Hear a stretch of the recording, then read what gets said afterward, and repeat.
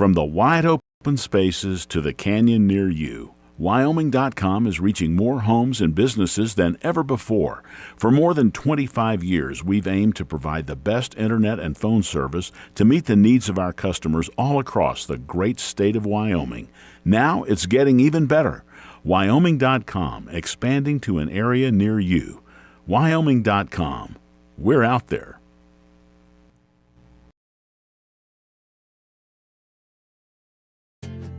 From one corner of the state to the other, over 82% of Wyomingites wear their seatbelts. And to the 18% who don't, we say, let's buckle up for life, Wyoming. Central Wyoming College now offers Bachelor of Applied Science degrees in Early Childhood Education and Organizational Management and Leadership, with an emphasis in outdoor education, tribal leadership, or business and entrepreneurial leadership. CWC offers 3 ways to learn: online, virtual, and in person. Learn, grow, lead, and advance at Central Wyoming College. CWC is leading the way with expanded programs in the Bachelor of Applied Science degrees. Why should you choose Lander Medical Clinic or Western Family Care for your health care? In addition to 4 locations in Fremont County, they also provide telehealth. Telehealth can be your go-to answer when you're out of town, on the road, or just can't get to urgent care. All you need is a good internet connection. To schedule a telehealth appointment, call 332-3941 today. That's 332-3941. Lander Medical Clinic and Western Family Care. With telehealth, they're putting your health first every time. When you purchase your car, do you know if you got the best payment possible? The answer is probably no. Oftentimes, your loan is packed with additional charges that can drive your monthly payment higher than it should be, costing you thousands of dollars more for your car. Hi, this is Patty, and here is your second chance to get the payment you deserve. Visit Atlantic City Federal Credit Union today for a courtesy loan review. We've helped our members save money by refinancing their vehicle with us. Now it's your turn. Open your eyes to a credit union. Atlantic City Federal Credit Union. Bailey's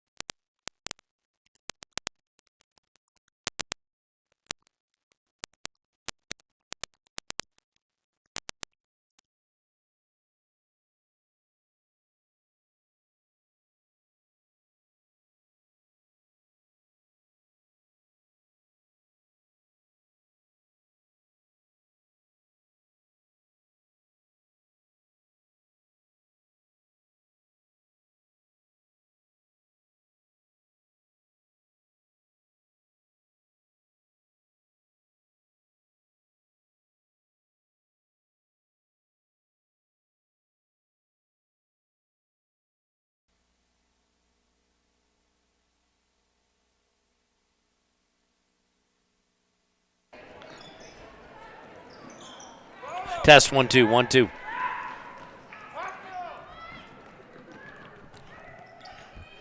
And welcome to KTAK, sir. We had some technical difficulties there, so we're about almost a minute and a half or so, 2.5 minutes into the first quarter. And right now it has been all Lady T-Birds as they have had 4 people score already. They're up 9-0 with 5:24 to go in the first quarter, excuse me. As we enter into this, give you a little update on what we're seeing right now. The T-Birds are defending state champions are coming out in a press, and it has caused 3 turnovers already in less than 3 minutes. So this is one of the better teams, if not the best team, that the Lady Wolverines will face. Jackson gets it inbounded, breaks the press, thrown up to Jornell Anderson, who's joined the game. She did not start in favor of Fegler, but she's now in the game. They swing it over to Martinez. Martinez is going to stop and shoot for 3, and she's going to rim it in and out. Rebound goes to the Lady T-Birds. They're going to look to push the action. They get it up to Kaufman. Kaufman drives all the way up and in and good. 11-0 at the moment. Paisley Jackson with the ball. She's going to try and break the press. She does. Oh, she even causes the defender to fall on her backside. Jump ball cause as Anderson went up for two and was blocked, and she came down with it. So it's going to be a jump ball. It's going to remain in Riverton's possession. Thank you to the Renegade herself for coming all the way back here very quickly as we called in a panic. And she fixed it. So hopefully I won't break anything again. We have the inbounds. Everybody falls to the floor, grabs for the ball, and we have our second jump ball of the evening very quickly.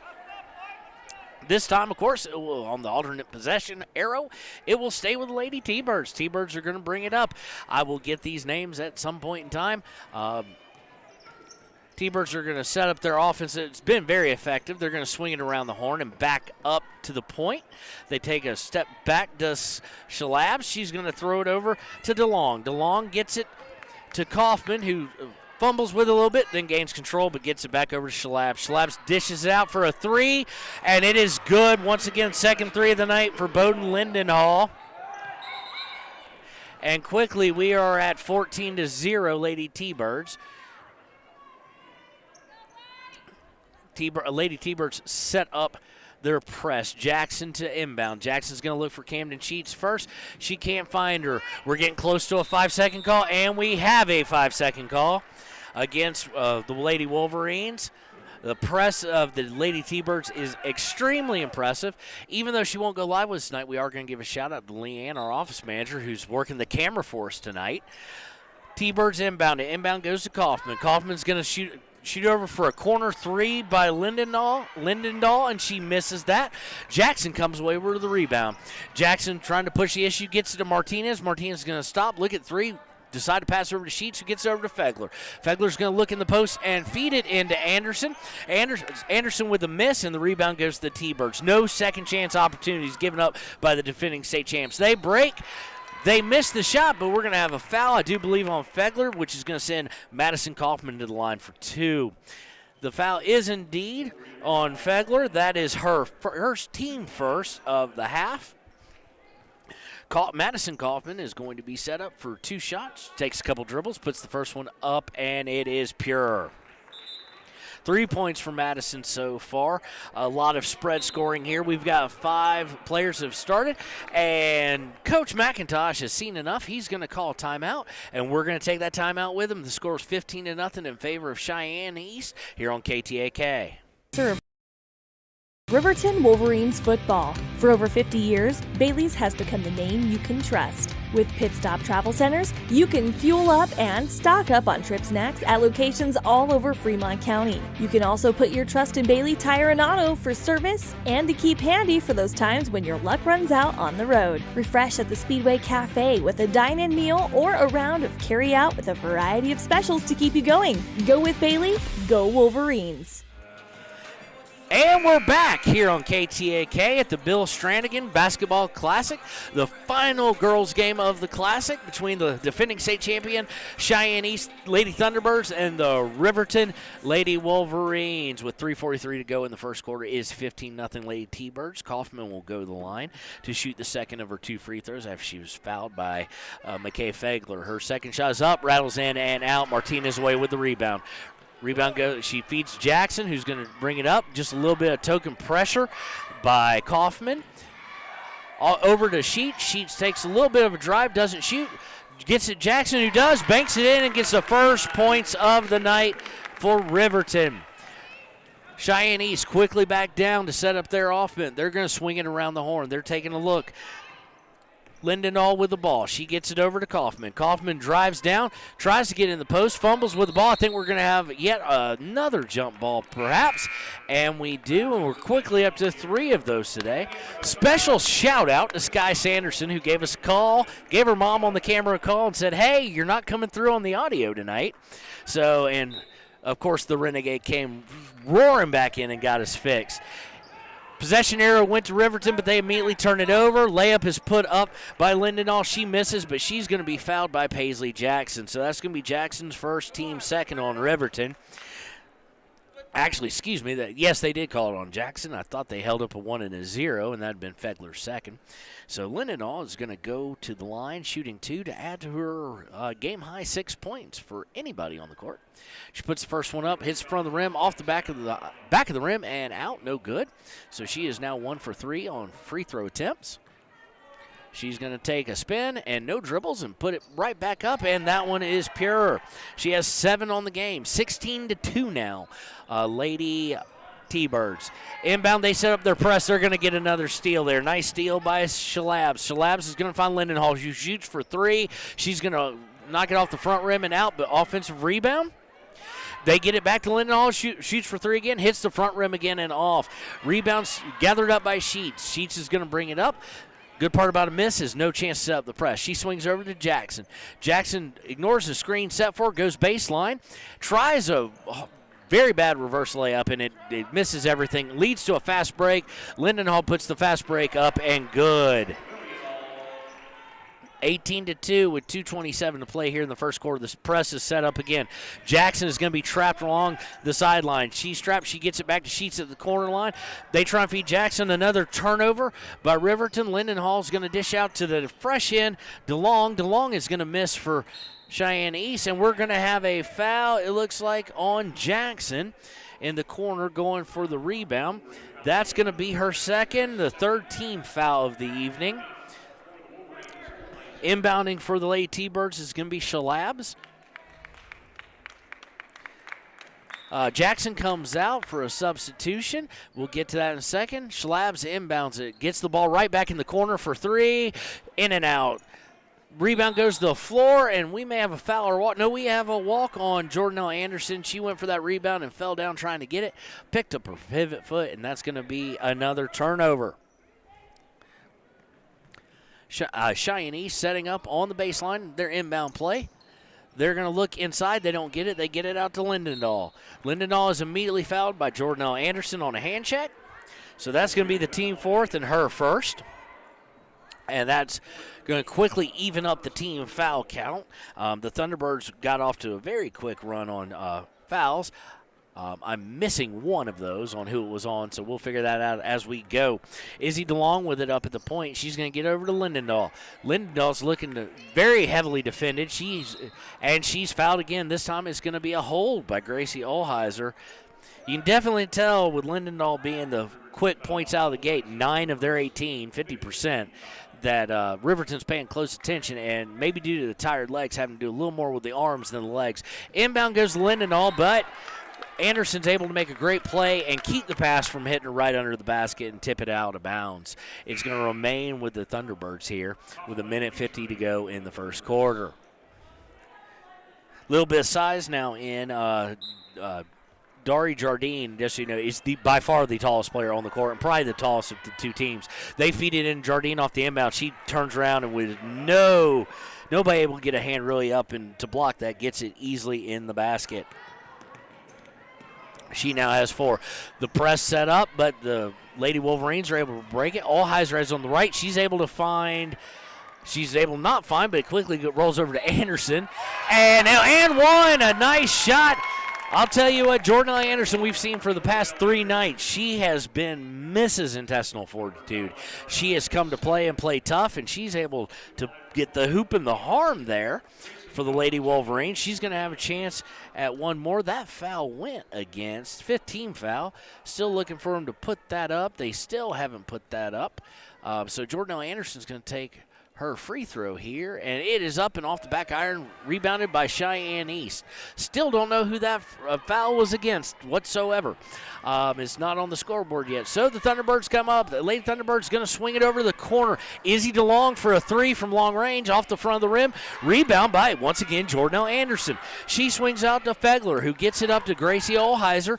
Olheiser's going to bring it up. She's going to get it back to Jordanelle Anderson, who swings over to Sheets, who shoots for a 3 off the back iron, no good. Number 11, Ella Judd with the rebound there. She gets it back out of the sheet, who swings it to Fegler. They're going to feed Judd in the post. She puts it up, no good, and it's tipped out of bounds on the fight for the rebound, and it's going to go to the Thunderbirds. We got a couple substitutions here. Savannah Martinez is coming back in for Camden Sheets for the Lady Wolverines. All right, and here we go. Also coming out of the game right now is Jordanelle Anderson for the Lady Wolverines. And going in her stead is going to be Paisley Jackson. Thunderbird's going to bring it up. Of course, Riverton in no sort of press. Izzy Long's going to throw it over to, who'd she throw it to? She threw it to Madison Kaufman. Kaufman's going to feed it over to Lindendahl. Lindendahl backs up, sets the play. She's guarded tightly by Ella Judd. She makes her move, running. She throws up a floater off the front iron and no good. Gracie Olheiser had the rebound but had it ripped away from her. So that's yet another turnover. And Lindendahl with a 3 to cap off that series right there. Riverton drives down, breaks the press. Savannah puts it up. It's no good, but she is fouled, so there's going to be some free throws. That's going to be team number 6. We're missing a couple fouls here on who they're on.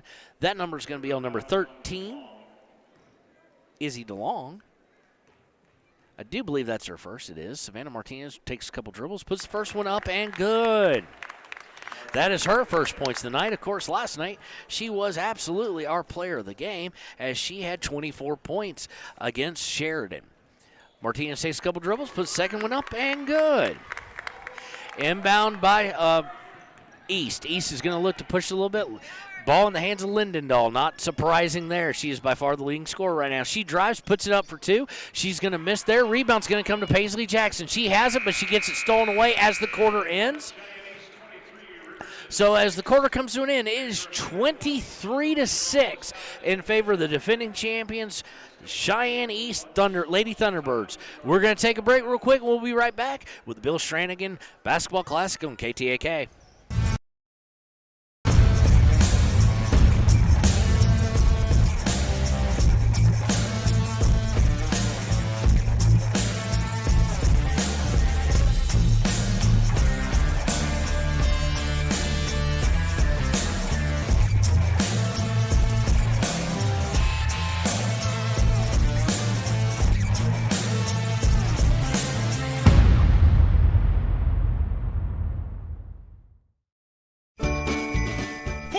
Watch where you're going. Whoa! Ever since Rudolph got a new phone, he's been paying more attention to it than the road.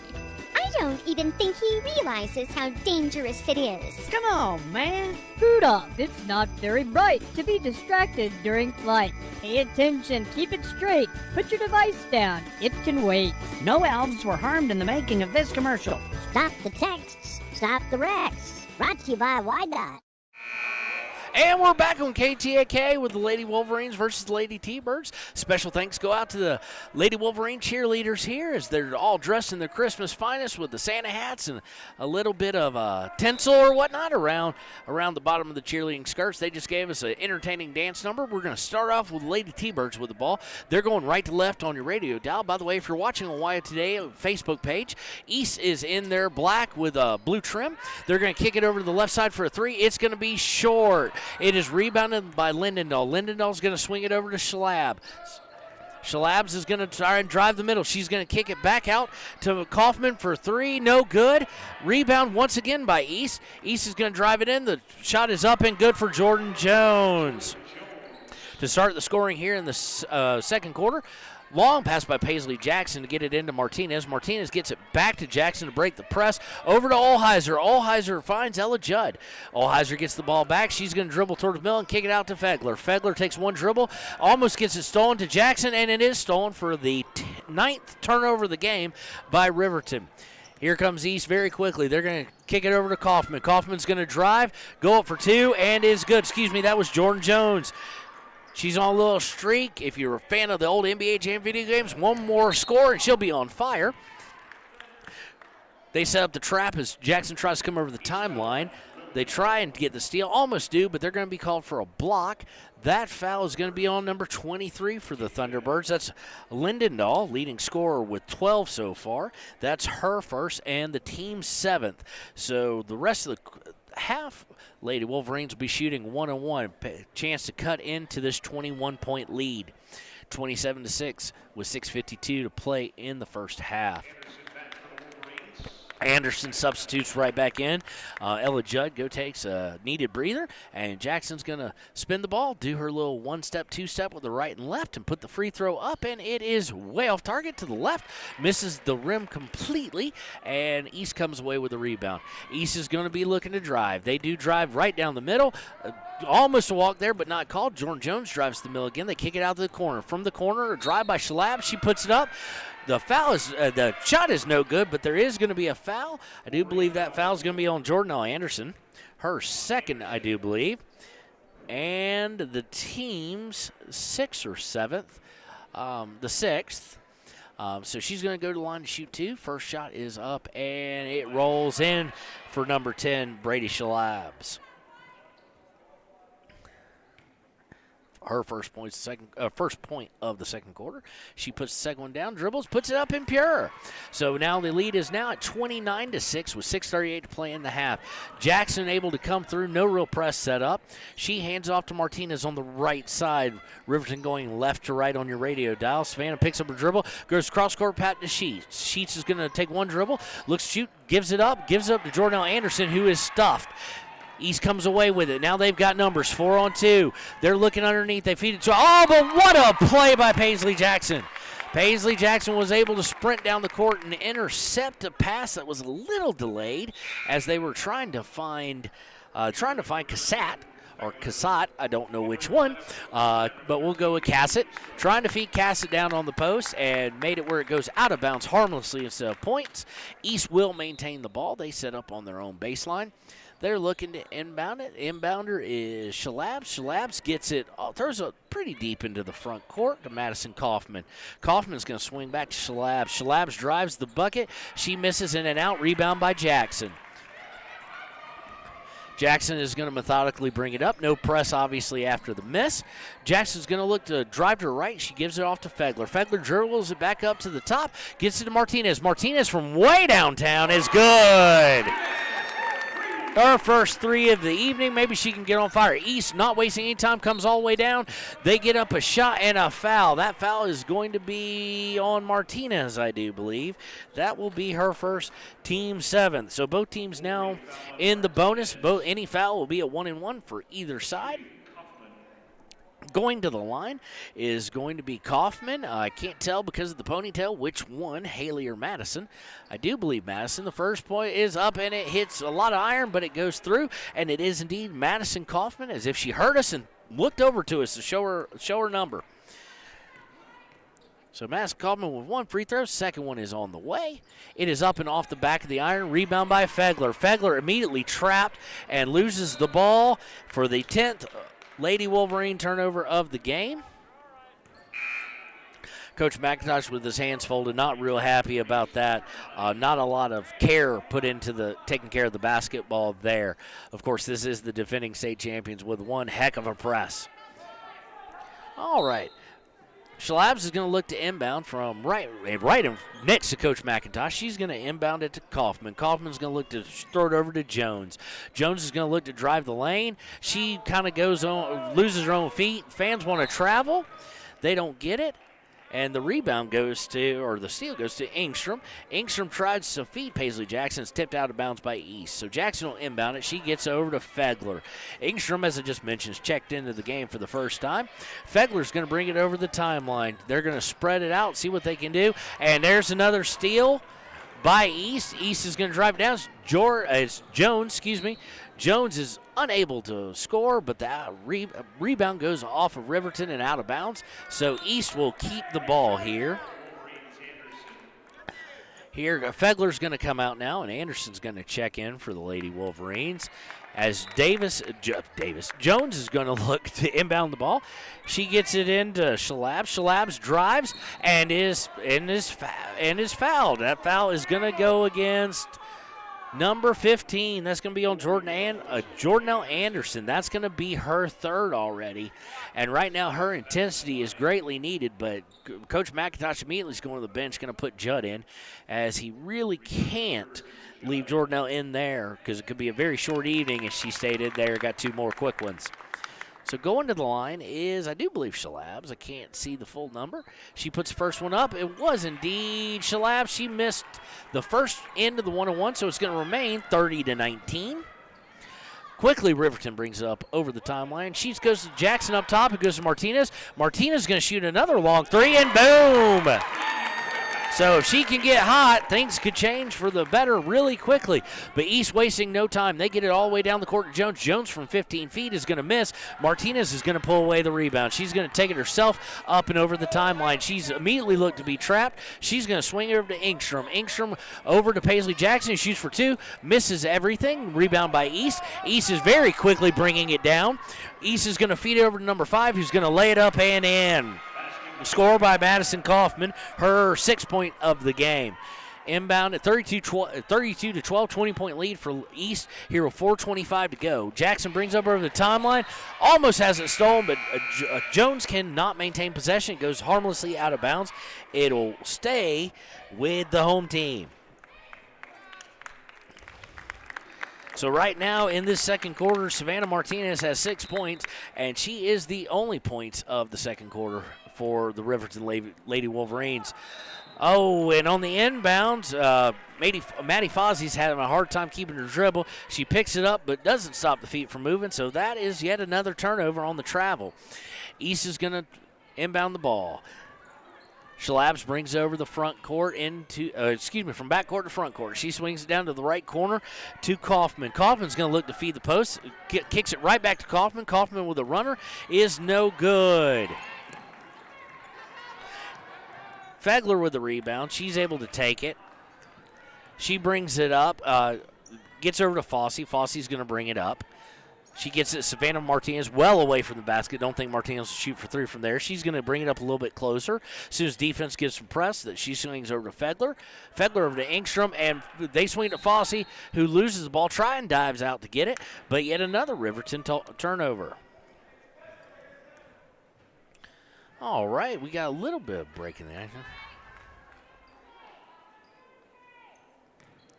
All right, East is going to inbound it after that turnover. They're going to bring the ball up very quickly and swing it around the horn. They can swing it over to Shalabs. Shalabs is going to go underneath to Jones, and she has an easy layup as she was unmarked, undefended, and pretty much unknown what she was doing on that nice backdoor cut. Fossey's going to bring it over. Our score's 34-12. Cheyenne East. Fegler has a hard time with the dribble. Now she dribbles again, gives it over to Engstrom. Not Engstrom, excuse me, over to Riley Johnson, who's checked in the game. She drives and is fouled. That's going to be team foul number 8, and that foul is going to go on number 20, Taylor Cassett, who is checked into the game. Her first, team's 8. So Johnson will get to go to the line and get some points possibly here. If I'm not mistaken, this would be her first points of the season so far. Ref signals that it's 1-1. I do believe. Yes, it is. She takes a couple dribbles, puts the dribble up. She's off the front iron and no good. Rebound comes down to Jones of East. East looking to break. They feed it over to Kaufman. Kaufman back over to Shalabs. Shalabs goes to the bucket, up and good. Riverton inbounds. East with a 24-point lead has fallen out of the press. They're not even attempting it anymore. No need for it at the moment. Johnson takes over to the right, but there is an easy steal for Jones. Jones looking to push the action. Jones behind her back dribble, goes up for 2, and she's going to be fouled. She misses the shot, but Judd is going to be called for the foul there. That's going to be, I do believe, her first. Let's see here. It's going to be Tim Knight. So we are going to go to the line for more free throws. This time for Jones. She's going to be shooting the 1-and-1.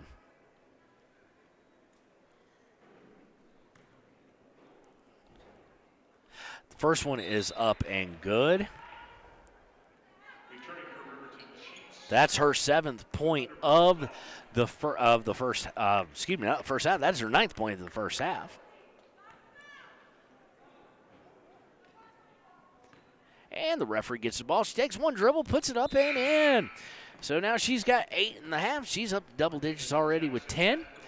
Jackson and Martinez are going to come in as we see Fossey and Olheiser get a breather. 2:39 left to play in the half, 38-12. All Cheyenne East at the moment, the defending state champs, showing why they are the defending state champs. Fegler's going to bring it over the timeline. She's going to swing it over to Jackson. Jackson's up top. Jackson dribbles to her left. She looks for Fegler, but then turns back to go to the middle. She kicks out Camden Sheets, who shoots a long two. She completely misses the rim, and it's easily taken by East, and East is off to the races again. East going to their bench some too, so we'll get to that in a minute. Number 4 for them is going to launch a 3. That's Haley Kaufman. Don't know if she's any relation to Madison, but she gets her first points of the game on a 3-point shot. 2:04 to go in the half, 41-12, all defending state champions. Jackson brings it up. She drives in the lane, kicks it out to Fegler at the 3-point line. Fegler's going to go to the middle, try and force a bounce pass in. It kicks out to Jackson, though. Jackson shoots for 3 and misses. And here come the Lady T-Birds off to the races again. This time it is Shalab. Shalab's going to kick it right back out for a 3, and that is good by number 5, Madison Kaufman. So all the Kaufmans getting involved in this 3-point shooting in the past minute. 44-12 with a minute 31 to go in the half. Sheets brings it up, swings over to the left to Jackson. Jackson gets a screen from Judd. She picks up her dribble, though, and she's kind of stuck at this point. She gets it underneath to Savannah Martinez, though, on a great pass, who gets it up and in. Savannah now with her with 8 points in the half. And 10 points now for her, 8 points in the quarter. And unfortunately, we have a foul on the other end. Foul is going to be on Judd, her second, team 10th. So number 25, brand new in, Grayson Goff for the defending state champs is going to be shooting 2, I do believe. Yes, indeed, going to be shooting 2. And they will be shooting 2 for the rest of the half. She hits the front iron on the first one, but it rolls up and over that lip and in. That is her first points of the game. Checking in is Haley Engstrom. She's going to check in for Ella Judd. Judd coming out, and here we go for our second free throw.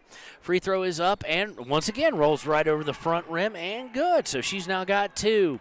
46-14 with a minute 08 till halftime. Jackson brings it up. She surveys the defense. Defense is in man-to-man. Swings over to Sheets on the right. Sheets going to try and feed Martinez in the post, but is off target with her pass, and there's another turnover. We're up to 14 in this first half. East inbounds the ball. They're going to bring it up with under a minute to play. They don't look to be in any kind of hurry. It's going to be Izzy DeLong with the ball. She's going to swing it over to Kaufman. Kaufman gets it back up to Grayson Goff.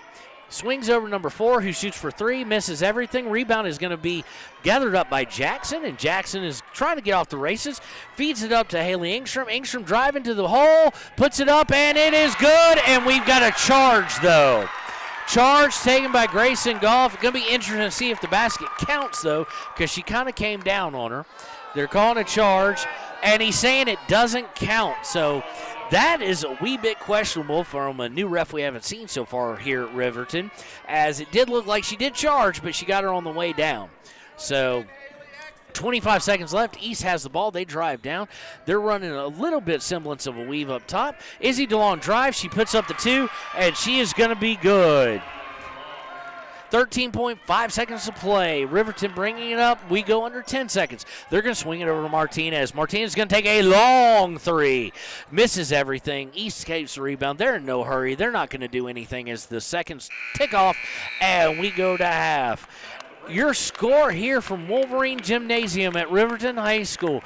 It is all Cheyenne East Lady Thunderbirds. It is 48-14. Lady Thunderbirds over Lady Wolverines. We're going to take some time now, and we're going to pay some bills, so enjoy these ads.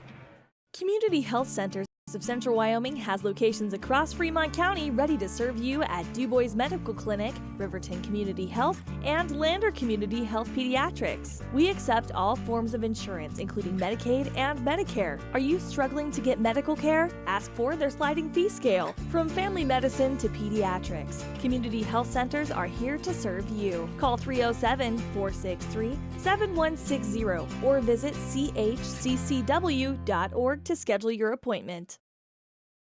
In any sport, athletes face the chance of sustaining an injury. According to the Athletic Training Association, 90% of student athletes reported some sort of sports-related injury. What's more, is 54% report playing while injured. For various reasons, sports-related injuries are increasingly leaving our youth at risk of exposure to opioid-based pain medication. Fremont WhenTheGameSlowsDown.com is here to help navigate monitoring medication, social support, and suggestions on what to do when the game slows down. Brought to you by Fremont County Prevention Program.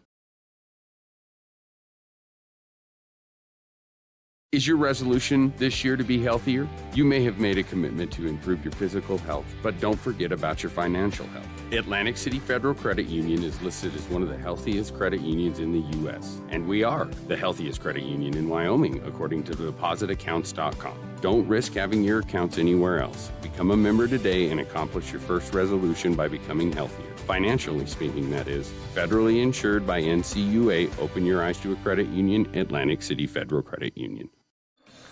And welcome back to the WYO Today Media Halftime Show here on the campus of Riverton High School as we're in the final two games of the Bill Stranigan Basketball Classic, held every year in honor and in memorial of Coach himself. It has been all Lady Thunderbirds. There's just no other way to say it. Cheyenne East, defending state champs. You've heard me say it many a times that they're defending state champs, and we're really learning why. Their press has been absolutely suffocating when they were running it. They right now have a 34-point lead with 48 points on their side. On the other side of the ledger for the Lady Wolverines, only 14. This is a really hard team to face after as being your third team in a row, a team that knows how to play, knows how to condition, knows what they're good at, where they need to put strengths and weaknesses together, and that's why they are state champions. So that this was going to be a difficult task to begin with, especially on tired legs after playing 3 games in roughly a 72-hour period.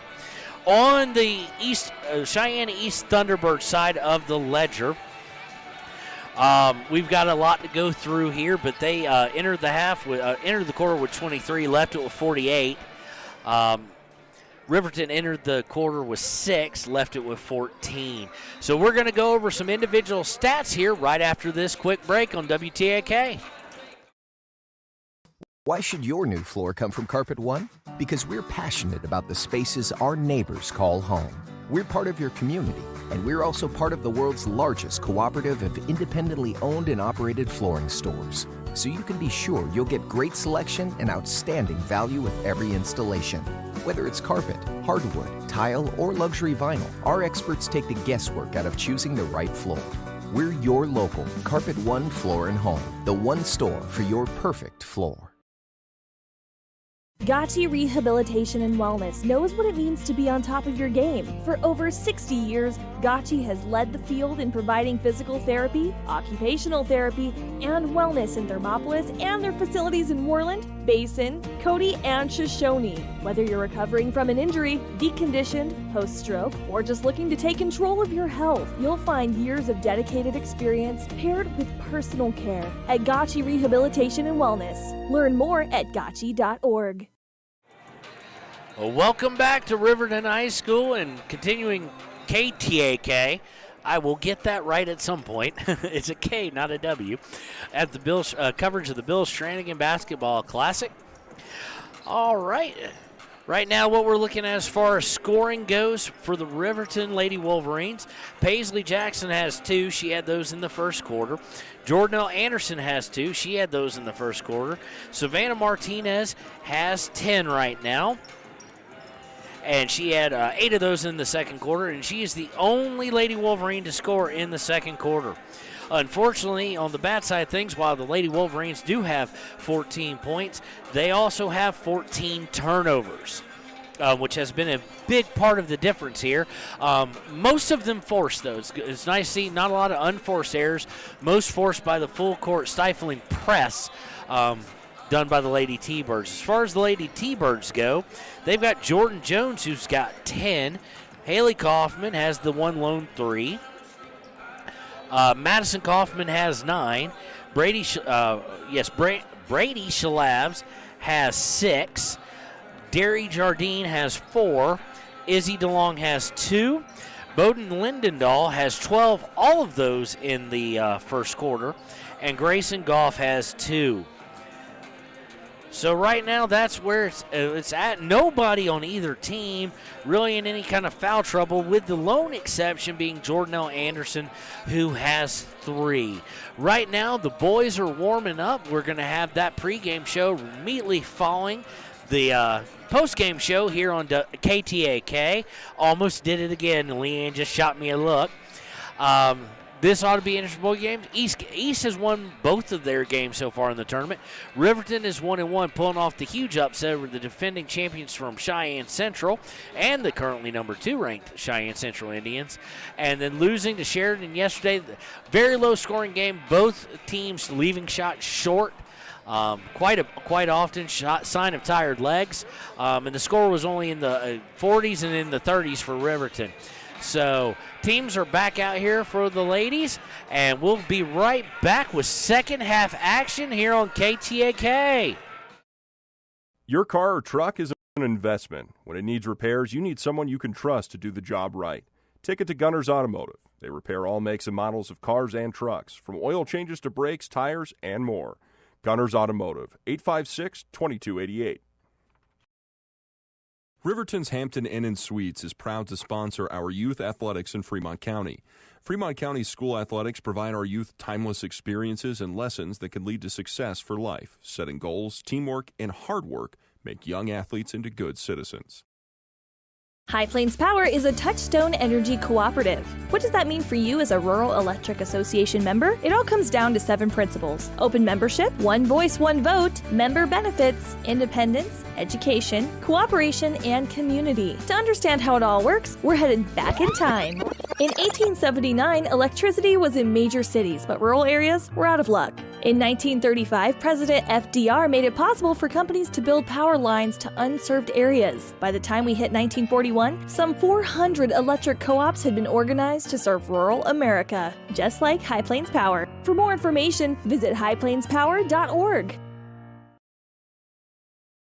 All right, listen up, elves. I know this is a busy time of year, and we all have places to be and things to do. But please, don't text and drive. Be careful. Last week, Sheldon and Shipping crashed into a load of Legos. And yesterday, Randy and Wrapping ran through a red light. Just slow down, buckle up, and put your phone down while you drive. Thank you. Now get back to work. Stop the texts, stop the wrecks. Brought to you by WYDOT. Ever wonder why so many babies are delivered at Hot Springs Health in Thermopolis? Could it be the exceptional prenatal care offered by our providers? Or our convenient family practice clinics located in Thermopolis, Worland, Basin, Shoshone, and Riverton? Maybe it's our new OB suites with large jetted tub, or maybe it's the place where you know you can find all of this and more.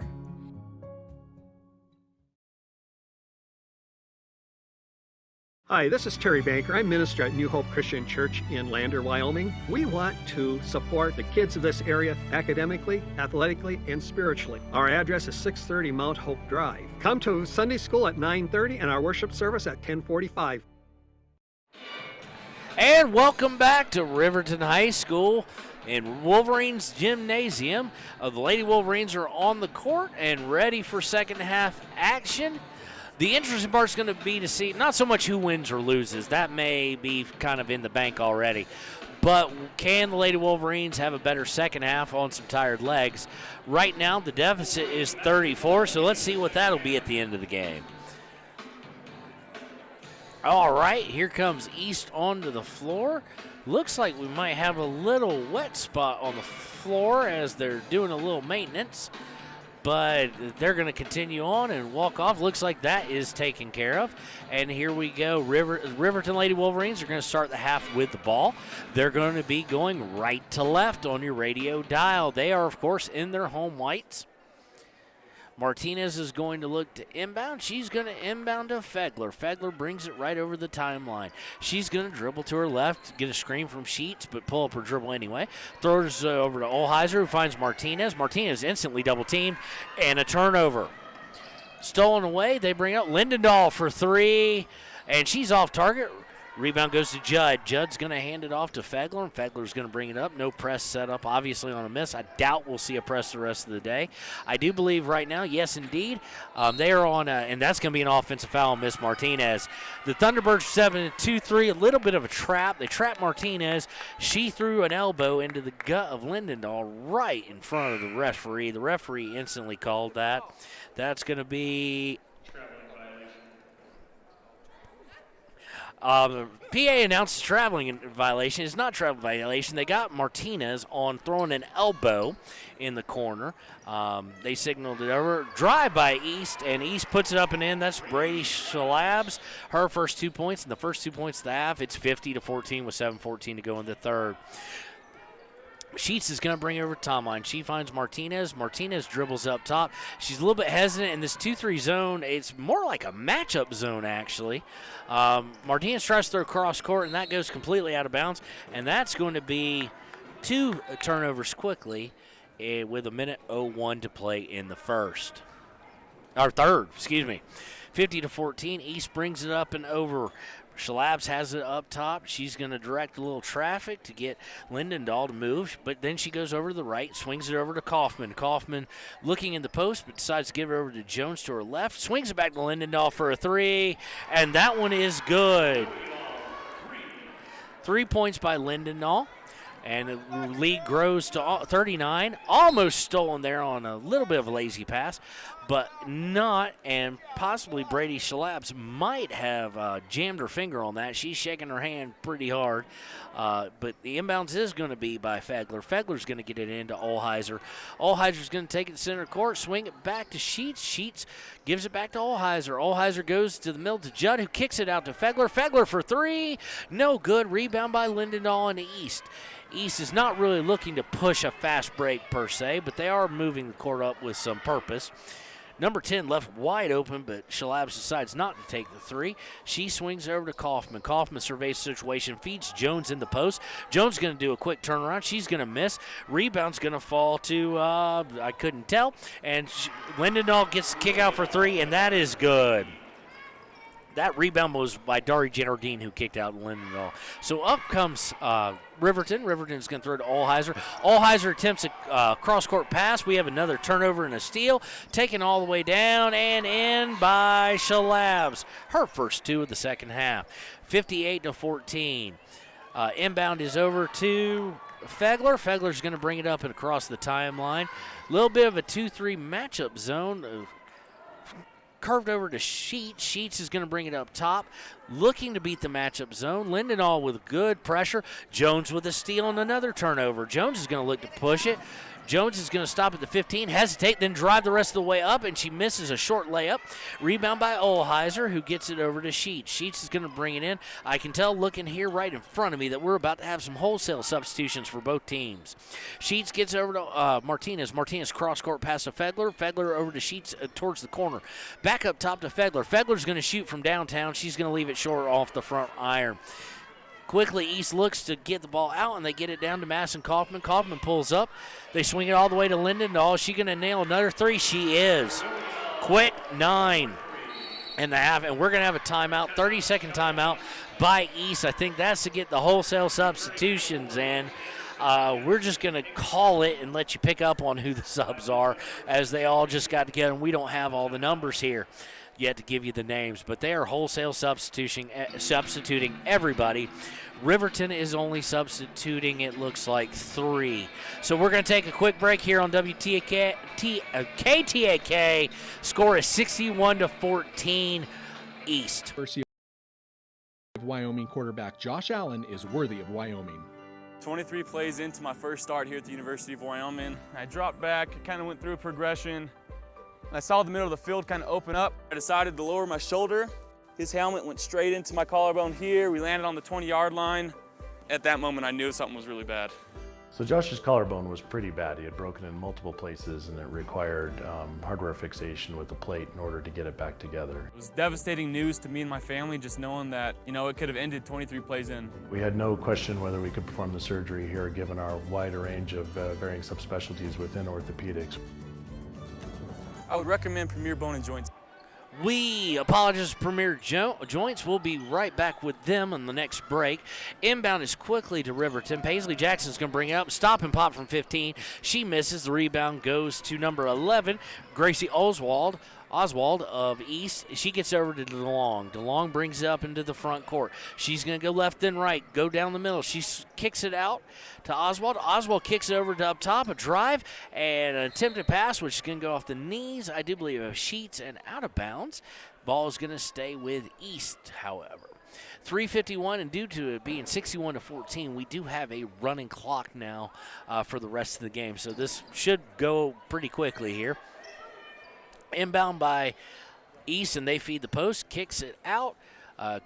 Looking to dribble, almost a steal by Judd. She's still playing hardcore defense. Gets it over to ends up eventually with number 20, who shoots from 3. A miss by her, and the rebound is going to be pulled away by Haley Engstrom. Engstrom gets over to Sheets, and Sheets is going to bring it over the timeline. They get it over to Jackson on the right side. She's going to try and feed Engstrom in the post. Engstrom puts up a shot, misses the shot, but we're going to have a foul on the play, so Engstrom's going to get 2. Foul's going to be on number 20, Taylor Cassett. That's going to be her second. That's going to be the team first, and the first foul completely for either team in the second half. Engstrom is going to shoot 2, as it was a shooting foul. Takes a couple dribbles, does Engstrom. Haley puts it up, and she is good. So Haley Engstrom gets the first Riverton points of the second half. 2:44, and like I said, run clock, so it's moving even during the free throws. Engstrom puts the second one up, and she's a little bit hard on the back iron, pulled away by East.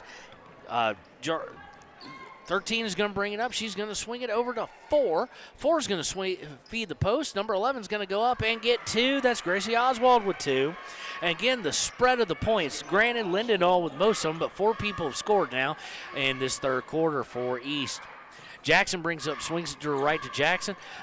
Engstrom sets up a screen, but she goes the other way. Winds up with Judd, who shoots for 3 and no good. Rebound by Oswald for East. She's going to get it to DeLong, and DeLong's going to bring it up. She's going to swing it over to Grayson Goff. Goff is going to dribble towards center and into the paint. She's going to look for a layup, and she is good on that layup. 65-15 with 1:49 to go in the third. Jackson brings up, crosses over, goes to the middle, puts up a little floater. It hits every bit of iron, but just will not fall through.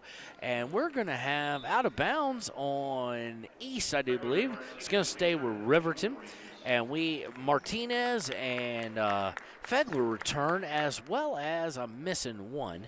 Jordan L. Anderson return for Riverton. Inbound goes to Engstrom from the basket. Gets up to Martinez, who swings it down to Fedler in the corner for 3, and she is good. So it's 65-18 with 1:13 to go in the third. DeLong's going to bring it up. Some nice movement, some nice shots past couple drives for Riverton. And did they force turn? No, it just goes off the shoe or the shin of Riverton, so it'll stay with East. So another good thing is that Riverton's cut down the turnovers. They got 4 real quick ones in the third quarter, but they haven't had one since. So inbounded in by East. East is going to kick it all the way out and then drive. Shot goes hard off the backboard, hits no iron, and Martinez comes away with it. Martinez on a break. She does have Engstrom with her. She does pull it out, but she tries to feed Fegler. Fegler doesn't get it. Looked like it was going to be a turnover, but Fegler was able to kind of get it back, and East swipes at it, causes it to go out of bounds. So it's going to stay with Riverton here with 26 seconds and counting as we are on a running clock. Inbounded by Jackson to Fegler. Fegler gets to Martinez. Martinez, you could tell in her eyes, she thought about an extremely long 3, but turned it away. So she drives, she scoops and misses. Rebound by Engstrom, who gets out to Fegler. Fegler shoots up for a long 2 and gets it. She's got a quick 5 points. Inbounded by East. East bringing it up with 4 seconds, 3 seconds, 2 seconds. They're going to throw the court. Grayson's going to shoot 3. Oh! Grayson Goff got the 3-pointer up at the buzzer in the corner. And so we leave the third quarter 68-12 to 20. All Lady T-Birds here over the Riverton Wolverines. We're going to take this break with you, and we'll be right back on KTAK. Made me feel really comfortable with them was they made it feel like your own family. I think he'll have no problem performing in the NFL. His rehab and his recovery done very well, and I don't see any restrictions on him whatsoever. They want the best for you, and they won't steer you wrong. Let us show you why we're worthy of Wyoming. Riverton Vision Center offers comprehensive eye health exams, highly trained staff, and a large selection of fashion eyewear and sunglasses. Dr. Ballard, Dr. Hinkle, and Dr. Frazier offer over 70 years of experience. Call Riverton Vision Center at 856-9451 to schedule an appointment today. When repairs are complete after a collision, you expect your car, SUV, or truck to look like new. That's the service you'll receive at Stork Auto Body in Riverton. Professionalism and meticulous attention to detail. You can depend on Stork Auto Body, 841 Miniweb Avenue, Riverton. All right, and welcome back to KTAK's coverage of the Bill Sheridan Basketball Classic. Again, the score is 68-20, all in favor of the defending state champion Cheyenne East over your Lady Wolverines. We're going to have a running clock through this entire fourth quarter, so it's going to go pretty quick. East inbounds it, eventually feeds the post, goes inside, and an easy two for Jardine. I am surprised they don't feed her even a little bit more, as there's nobody near her height. And she's shown good propensity and footwork around the basket. So Riverton brings up, they get Savannah Martinez. Martinez is going to drive, try and get a shot. She does not. Jones comes away with the rebound. Oh, that could have been an elbow thrown, but I think they're going to get Fedler on the foul to begin with. No, they're going to get Paisley Jackson on the foul there. That's going to be her third. It's going to be the team first in the second half. So far, we had 18 fouls in the first half. We've only had 2 total in the second half. East is going to bring it up after the foul. Lindendahl still in. She feeds it over. They're going to swing it a little bit, then get back to Jones up top. Jones over to Kaufman. They're going to feed Jardine again. She goes for 2. She gets an and 1 as well. I'm telling you, I'm surprised they don't feed her more, as she is basically unstoppable due to her height. That foul's going to go on Jordanelle Anderson. That is her 4th. Team second, as we're under 6:45 to play and a running clock even during free throws. Derry Jardine is going to go to the line here, shooting 1 shot as she got the hoop in the arm. She takes a couple dribbles, puts that shot up, hits front iron, back iron, but it does go over and in. She has a quick 5 here, and the lead extends to 53 in favor of the Lady T-Birds. 6:18 to go as Lady Wolverines bring it over the timeline. Fedler hands it off to Martinez. Martinez up around, one of the volleyball stripes, well away from the basket. Picks up her dribble, but gets over to Jackson. Overhead bounce pass, which is very rare. Jackson shoots for 2, misses. Rebound comes down to Jones. Jones directing traffic a little bit. She brings it up. Didn't like what she sees, so she's going to keep it, do a little dribble, and then pass it back up top to Shalabs. Shalabs is going to look to pass it back over to Jones, who's over in your right corner. Jones is going to take it all the way to the center. Going to dribble, drive, shoot, miss, get her own rebound. Partially blocked on her putback. Jackson comes away with the rebound for Riverton. Jackson's going to try and drive all the way. Bounce pass it to Martinez, and it looks like Kaufman got her. One of the Kaufman girls got her hand in on it. I do believe that was Madison Kaufman, and it goes out of bounds. It'll stay with Riverton. So we got 5:18 and counting to go in the game here, 73-20. Fedler's going to inbound. She's still looking, getting close to 5 seconds. She gets it in, but it's tipped away, but then it winds up in Martinez's hands. Martinez drives, tries to put up a shot. She doesn't get up. She starts her layups really low, ladies and gentlemen. That leads to a lot of contested shots and a lot of deflections. It's passed over by East to the left side. They're going to get Lindendahl up top. She shoots for 3. She hits 3 parts of the rim and does not get it to fall. Engstrom, I do believe, is going to come away with it. She does. Engstrom gets it up to Fedler. Fedler over to Jackson. Jackson utilizes an Engstrom screen. Nice little pick and roll. Engstrom puts it up and misses, but does get fouled here with 4:33 and counting to go in the game. The foul is going to go against number 33, Kara Walsh. That's her first. Second team foul. I do not believe anybody's going to be dealing with the bonus here today. So Engstrom, was in a shooting position, so she's going to get 2 shots here. Her first shot takes a couple dribbles. It's up and off the side iron and no good. She does have 1 point on the game in the third quarter. She's looking to off free throws. She's looking to match that in the fourth quarter with a free throw here. Wholesale substitutions again by East, as they're playing everybody they can. They're not trying to run up score or anything of that nature. They're playing everybody on that bench. Engstrom takes a couple dribbles, 3 actually. Puts up the second shot, and it is up and good. Engstrom with her second point of the game off free throw, and Riverton's first point of the fourth quarter. East is going to bring it up. It's in the hands of DeLong.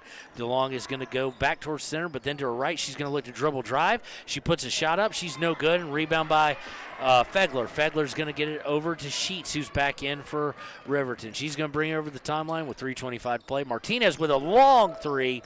Just not the legs for a long 3 after 3 really tough games. Leaves it well short. Goes out of bounds, and it's going to be East ball. Bit of semi-wholesale substitutions as 3 players come in. We see the return of Fossey and Riley Johnson, as well as, I'm trying to lay a hand on it here, trying to lay a number on it. Oh, Macy Brown in for her first action of the game, too, as East brings it up. DeLong's going to kick it over to Haley Kaufman. Kaufman gets it back to number 20. That's Cassett. Back to Kaufman, over to Grayson Goff. Goff going to dribble up top. She's going to look to penetrate, go back and down. She picks up her dribble, hits number 11 for an easy layup, but she can't convert. Not Gracie Oswald, and it goes over to Riverton on the rebound. Sheets is going to bring it up as we go under 2:30 to play in the game. She kicks it over to the left side of Fegler. Fegler's looking. She kicks it back up top to Johnson. Johnson's going to go, looks for Sheets, tries to feed a pass inside, unwise as it was 2 East defenders in between. DeLong comes away with it, feeds it up to Haley Kaufman. Kaufman's going to look and wind up almost getting stolen, but DeLong gets it, kicks it back to Kaufman, who airballs it, but they get the rebound. 3-point shot by number 20, airball again by East. And it's taken away by Riverton. Everybody's legs probably starting to die here, as they do see a little bit of rest and recuperation here, only 1 minute and 52 seconds away. Johnson with the ball. She's looking. Oh, she almost got a palming. She knew it, so she didn't go for the dribble. Unfortunately, that led to Haley Kaufman getting an easy steal. She takes it all the way down and good. Minute 37 to go in the game and counting. Sheets is bringing the ball up. Score 75-22. All lady T-Birds from East. She kicks it over to Maddie Fossey. Fossey's going to drive, and she's going to get caught for a travel. I thought she got a little knee got stuck out there by Haley Kaufman. It caused the travel, but the referees disagree with me, and their opinion is basically all that matters. So we're going to have a turnover here. Good part is that's only number 6, actually, of the second half compared to 14. Graham, we've had a running clock, but a lot more care with the basketball. Fossey trying to get a steal, almost has it. They feed the post. Airballed from the post by East, and Sheets is going to come away with it as we're now under 1 minute left to play in the game. Sheets brings it up over the timeline. She's going to kick it over to Macy Brown. Macy Brown's going to try and kick it back over to Riley Johnson. Johnson can't maintain it. Everybody dives for it. Everybody's sliding across the court. And all in all, it ends up being East ball again with 35 seconds. I doubt that East will probably run a play. We may see it dribbled out, but then again, they may want to work on some things with their younger players and deeper on the bench in. So the long drive, she kicks it over to Haley Kaufman. Kaufman almost turns it over, realizes she can't pick it up because it would be a palming violation the way she lost it. They get DeLong as we go under 15 seconds to play in the game. DeLong looks to drive. She doesn't complete it. 11 goes down into the post, and it's going to be out of bounds to Riverton. And Riverton, with under 5 seconds left, it's just inbounded easily. Sheets is going to try and kick it up to Fossey. Fossey for a long 3 as time expires. Leaves it well short, and the ball game comes to an end. Ladies and gentlemen, we saw why a team was state champs there. And final score here from Wolverine Gymnasium. Cheyenne East 75, Wolverines 22. They take the score down quickly here. So we are going to go pay some bills and listen to some ads for a moment. We'll be right back with the Clicker Ticket postgame show. Friends Friends of the Family Plus Consumer Credit Card lets you choose from 5% off instantly at the register or special financing on qualifying purchases. That means no forms, no waiting, no rebates. You can choose 5% off instantly with your Sutherland's credit card. Got a big project? Choose special financing. The choice is yours with Sutherland's Friends of the Family Plus Consumer Credit Card. Subject to credit approval. Minimum monthly payment required. See store for details. Only at Sutherland's. There are two ways to buy 4x4 gear, the expensive way and the smart way. The expensive way is when you buy a new truck or SUV and the dealer sells you the brush guard, the heavy-duty bumpers, the steps, lights, winch, you name it. He rolls it all in with your loan into your monthly payment. But here's the smart way. Shop at Wyoming 4x4, where you get expert advice from Dan, quality gear, professional installation, all for a whole lot less than you'd spend at a car dealer. Wyoming 4x4 on North Federal in Riverton. The smart way to roll. Welcome back to the Clicker Ticket Postgame Show.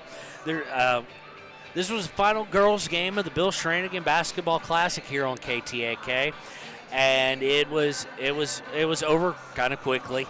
Not completely unexpected. Cheyenne East came in, the Lady Thunderbirds being the defending state champions, and if they're not, we didn't get rankings for the girls given to us, but if they're not preseason number one, they're probably really darn close.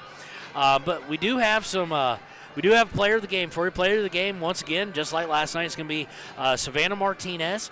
Savannah Martinez ended the game with 10 points. She was the only Lady Wolverine in double digits. The other points were Paisley Jackson with 2, McKay Fagler with 5, Haley Engstrom with 2, and Jordan Anderson with 2. And only 2 players for Riverton scored in the second half. That's how good this defense is. Even when they're not pressing, they know they don't want to show bad sportsmanship. They want to show that they understand. Even just in their half-court defense, the effort is stifling. East will be a contender all the way through, and I'm kind of interested to see if anybody really has the strength to beat them. So we'll see how that pans out. They leave this the Bill Sheridan Basketball Classic with a record of 3-0. On their side, and unfortunately, Riverton Lady Wolverines leave the Sheridan Classic with a record of 0-3. They do have some time till a tournament next weekend. We don't have the full schedule for that, but it will be, I do believe, in Green River. Is that correct? That is correct. I'm getting the nod. So we will be there with coverage, or we will be getting some help on coverage. We'll be broadcasting all those games. And so now, but all those teams get a nice needed break. On the side of the Thunderbirds ledger, Haley Kaufman finished, Jordan Jones finished with 10. Haley Kaufman finished with 5. Madison Kaufman finished with 11. Brady Shalabs finished with 8. Gracie Oswald with 2. Dari Jardine finished with 13. Izzy DeLong with 2. Their leading scorer, obviously, Lindendahl, finished with 21. Grayson Goff finished the game with 7. So that kind of wraps up this one. We've got about 10 minutes until we have boys action. So we'll be right back with our Bailey's Auto and Tire pregame show. From the wide open spaces to the canyon near you, Wyoming.com is reaching more homes and businesses than ever before. For more than 25 years, we've aimed to provide the best internet and phone service to meet the needs of our customers all across the great state of Wyoming. Now it's getting even better. Wyoming.com, expanding to an area near you. Wyoming.com. We're out there.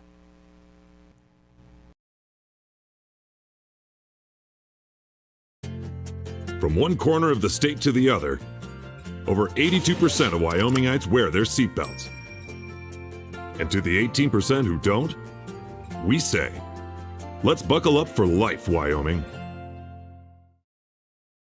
Central Wyoming College now offers Bachelor of Applied Science degrees in Early Childhood Education and Organizational Management and Leadership, with an emphasis in outdoor education, tribal leadership, or business and entrepreneurial leadership. CWC offers 3 ways to learn: online, virtual, and in person. Learn, grow, lead, and advance at Central Wyoming College. CWC is leading the way with expanded programs in the Bachelor of Applied Science degrees. Why should you choose Lander Medical Clinic or Western Family Care for your health care? In addition to 4 locations in Fremont County, they also provide telehealth. Telehealth can be your go-to answer when you're out of town, on the road, or just can't get to urgent care. All you need is a good internet connection. To schedule a telehealth appointment, call 332-3941 today. That's 332-3941. Lander Medical Clinic and Western Family Care. With telehealth, they're putting your health first every time. When you purchase your car, do you know if you got the best payment possible? The answer is probably no. Oftentimes, your loan is packed with additional charges that can drive your monthly payment higher than it should be, costing you thousands of dollars more for your car. Hi, this is Patty, and here is your second chance to get the payment you deserve. Visit Atlantic City Federal Credit Union today for a courtesy loan review. We've helped our members save money by refinancing their vehicle with us. Now it's your turn. Open your eyes to a credit union. Atlantic City Federal Credit Union. Welcome back to the Bailey's Tire and Auto pregame show. We're 6:38 to tip off here of the final game of the Bill Shrankin Basketball Classic between Riverton Wolverines and the Cheyenne East Thunderbirds. Thunderbirds come in here 2-0 on the seasons. They've won their first 2 games in the Classic. And the Wolverines come into the game 1-1, having lost to Sheridan Wranglers, but defeating number 2 Cheyenne Central Indians on opening night. We had a chance to sit down with Coach Sheets and get his outlook on the season and the game, so we're going to go to that right now. This is Kevin Shill's voice of the Riverton Wolverines, here with Coach Bo Sheets. Coach Bo, what's your outlook for the season? What are you thinking about going into this tournament? You know, Kevin, I appreciate you coming and chatting about our season. We're very excited going into the season. Want to build off what we did last year. You know, we won our conference, went undefeated in our conference games, made a run, you know, in regionals and the state. The boys finished the season really well, so I was very proud of what the boys accomplished last year, and we're hoping to build on that. We get the chance early with our schedule, so excited to see where we're at. Okay. How many returning starters do you have with this Wolverines team? We got 1 returning starter, but a lot of key contributors. So that's very exciting just to kind of see what those kids, you know, that have grown physically and skill-wise and maturity-wise. So it's always exciting and a little nerve-wracking going into the season, kind of seeing where we're at. And who's that returning starter? Lucas Engel. Okay. You know, he's the core of our defense. You know, Lucas does an amazing job on the defensive end and rebounding. Doesn't always show up in the stat sheet, but teams know when he's on the court. He's a rim protector. You know, he alters a lot of shots. He takes charges, which I've never seen a post kid block shots and take charges like Lucas. So, you know, he does a lot of the little things that people don't see, and I think this year he'll take an expanded role in the offensive end too. Excellent. With only 1 returning starter, do you have your starting 5 set, or are you kind of going to go fluid on that, depending on matchup? Fluid. We've got a starting 6 is what we call it. So, you know, we've got Lucas Engel. He's post player for us, and then Derek Lanes, another post player for us.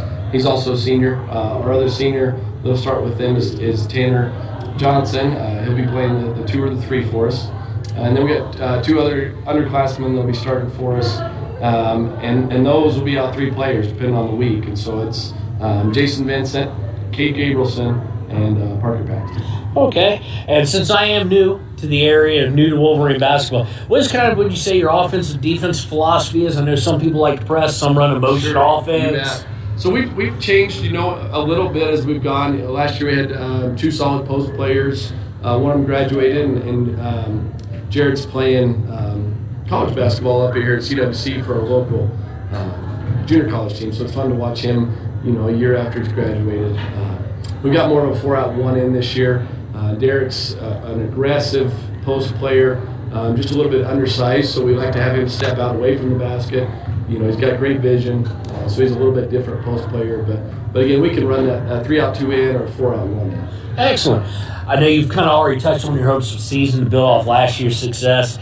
With 4 new players, I'm sure there's a whole bunch of challenges. But what would you say the challenges for you this season, besides the fact that you've got to integrate 4 new guys into the chemistry? Yeah, and the younger guys, we've got a pretty solid junior and sophomore class too. There's younger guys stepping up. It'll be interesting to see how, you know, all 12 or 13 kids kind of play a role in that varsity court this year. But, you know, I would say we do play the top 5 teams in the state. right away. 5 out of our first 7 games against the top 5. Our first 4 against the top 4 teams. So we'll get a good gauge of where we're at. Early in the season, and every coach hopes that the way you compete at the beginning of the season is far different than the way you compete at the end of the season. But. Excellent. Tonight you've got Cheyenne East coming up. What are your thoughts on the challenge that they're going to face? East is a similar team to us. They're very, very athletic, guard-oriented. They like to run and gun. They're going to spread you out. They're going to shoot threes. They're going to get deep rebounds. They're going to defend like crazy. All right, well, this is Kevin Shields, voice of the Riverton Wolverines. Stay tuned for action coming up next. We want to thank Bo Sheets for his time in this pregame show, and Wolverine basketball up next.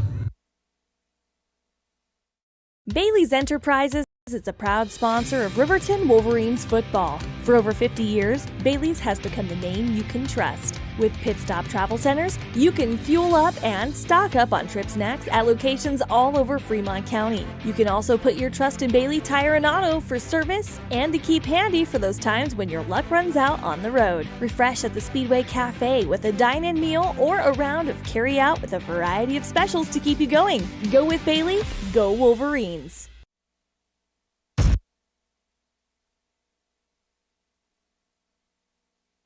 Welcome back to Wolverine Gymnasium at Riverton High School. It's now time for our Sutherland starting lineup. For the visitors from East, we've got number 1, Coulter McAnally. Number 2, Garrett Shalabs.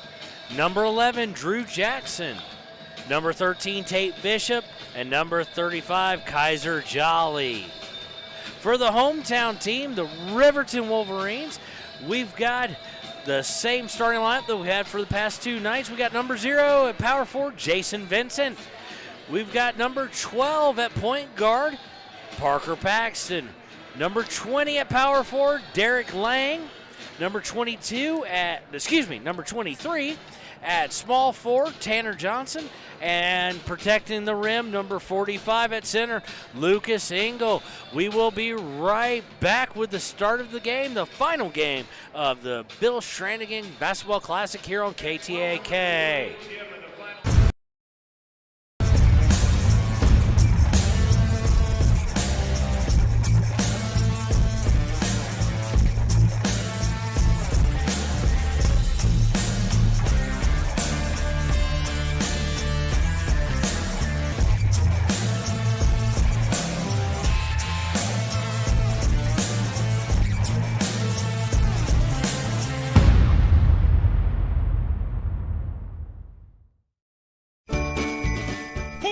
Watch where you're going. Whoa! Ever since Rudolph got a new phone, he's been paying more attention to it than the road. I don't even think he realizes how dangerous it is. Come on, man. Rudolph, it's not very bright to be distracted during flight. Pay attention, keep it straight. Put your device down. It can wait. No elves were harmed in the making of this commercial. Stop the texts. Stop the wrecks. Brought to you by WYDOT. Community Health Centers of Central Wyoming has locations across Fremont County ready to serve you at DuBois Medical Clinic, Riverton Community Health, and Lander Community Health Pediatrics. We accept all forms of insurance, including Medicaid and Medicare. Are you struggling to get medical care? Ask for their sliding fee scale. From family medicine to pediatrics, Community Health Centers are here to serve you. Call 307-463-7160 or visit chccw.org to schedule your appointment. In any sport, athletes face the chance of sustaining an injury. According to the Athletic Training Association, 90% of student athletes reported some sort of sports-related injury. What's more is 54% report playing while injured. For various reasons, sports-related injuries are increasingly leaving our youth at risk of exposure to opioid-based pain medication. Fremont WhenTheGameSlowsDown.com is here to help navigate monitoring medication, social support, and suggestions on what to do when the game slows down. Brought to you by Fremont County Prevention Program.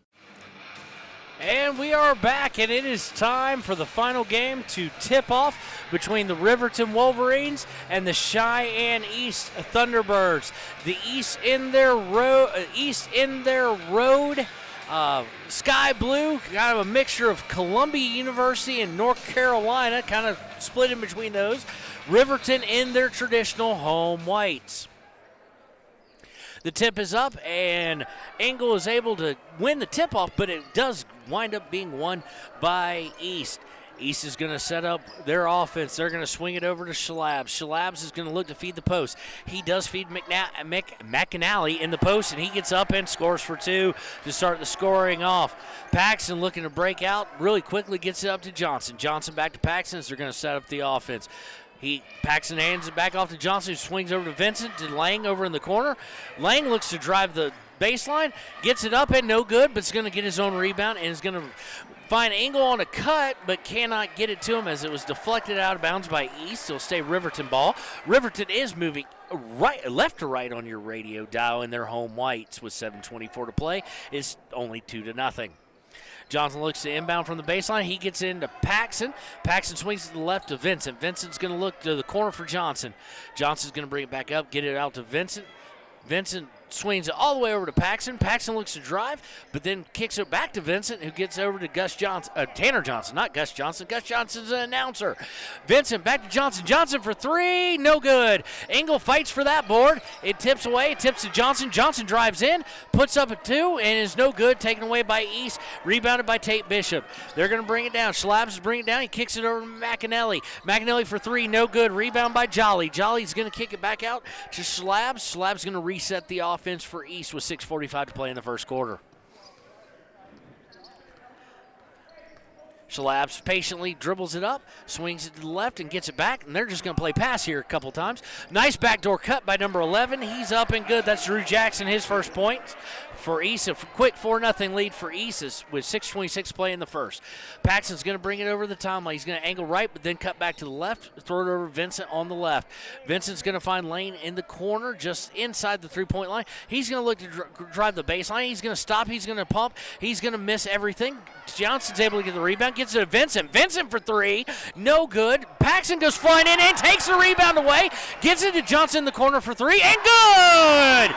Tanner Johnson with the Wolverines' first 3 and first points of the game. 4-3. East quickly bringing up, drives lane, puts up a little floater, and it's going to dribble around and in for Schlabs. Quick answer by East. Paxton gets the ball from Johnson on the inbounds.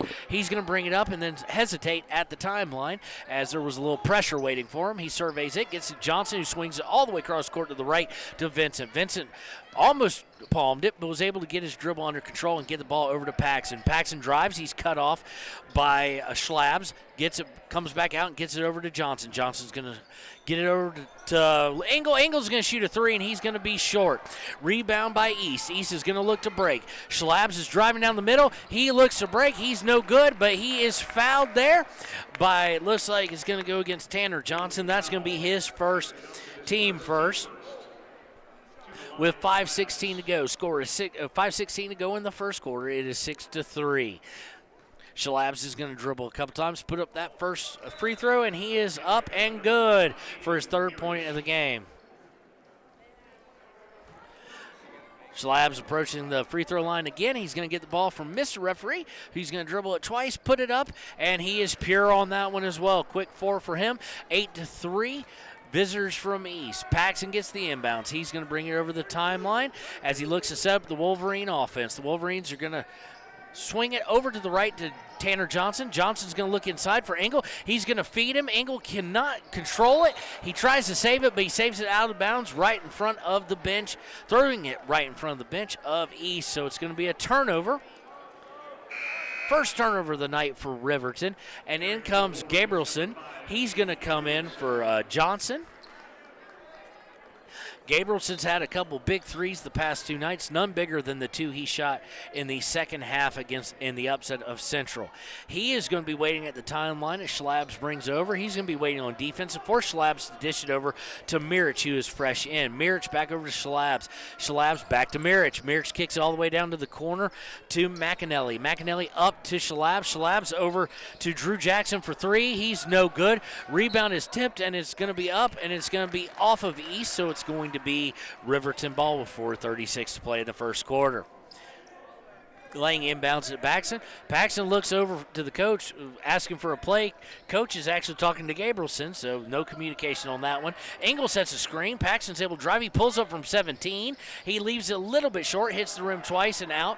Rebound by East, and East is looking to break. East brings it all the way down, stops and fires from 8. That is good by Garrett Shalabs, and that is his 6th point of the game. 5 and 6. Engel now at the top of the key. He's going to fake a 3. Doesn't shoot. Gets over to Jason Vincent, who has returned. Vincent swings it to Paxson in the right. Paxson looks to drive possibly. Lang trying to set up in the post. Sets a screen. Paxson from 15 is good. Parker Paxson's first 2 points of the night, and it is 10-5. Early lead for East with 3:50 to play in the first quarter. East quickly down, looking to drive. They have to kick it back out. 3 is up and no good. Rebound by Lang. That 3 was no good by Jackson.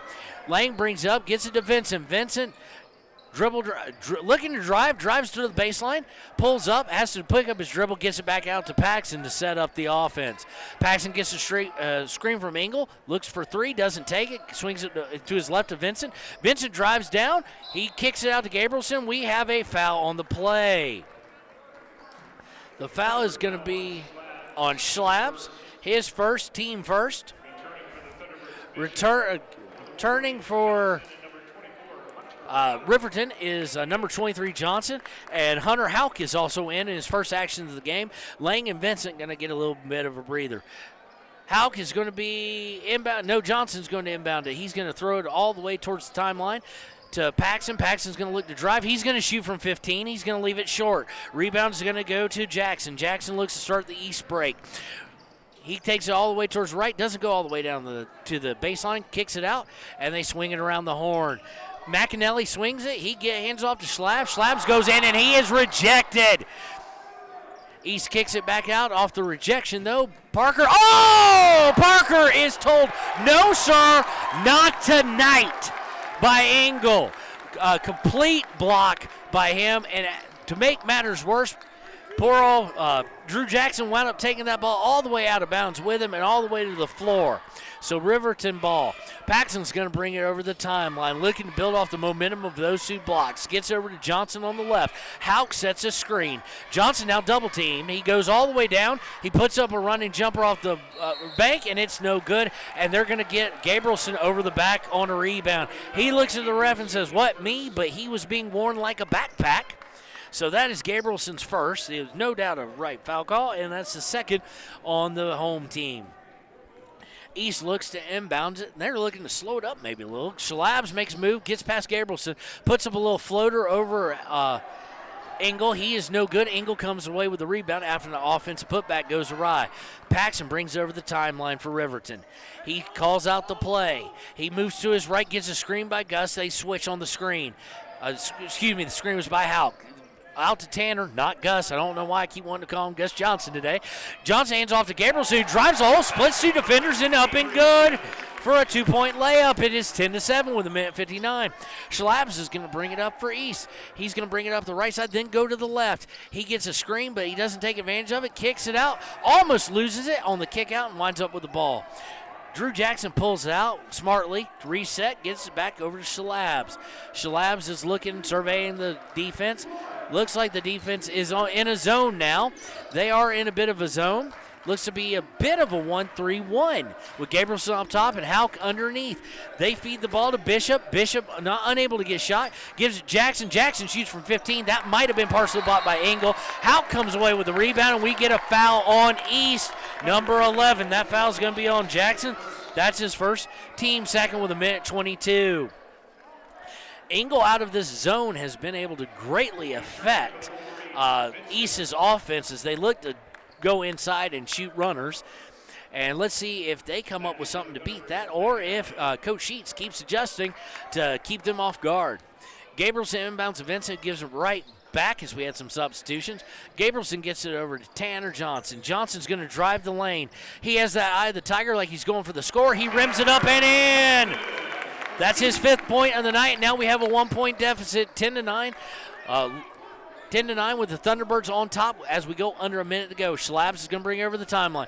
He's going to feed it to Pafford. Pafford's going to give it over to McAnally. McAnally drives, gets the hoop and the harm.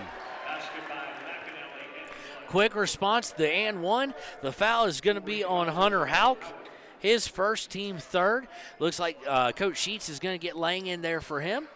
No, he's going to put Lang in for Engel right now. Give Engel a little bit of a breather with under a minute to play and the score at 12-9.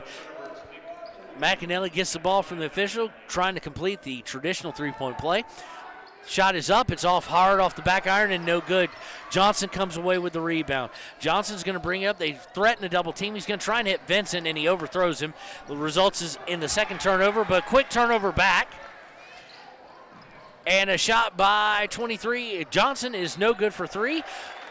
East thought they didn't tip it, but they evidently did. As Mr. Referee says, it is still Riverton ball. Riverton's going to be inbounding on their baseline with 36.5 left to play in the first quarter. Vincent is inbounding. He's going to hit Johnson. Johnson is guarded tightly by Schlabs. He kicks it out to Gabrielson. Gabrielson's going to come dribbling to his right, then stop, pass over to Vincent on the right. Vincent's going to get it over to Johnson, over to Gabrielson. Gabrielson quickly looks like he's going to shoot, but gets it back to Johnson.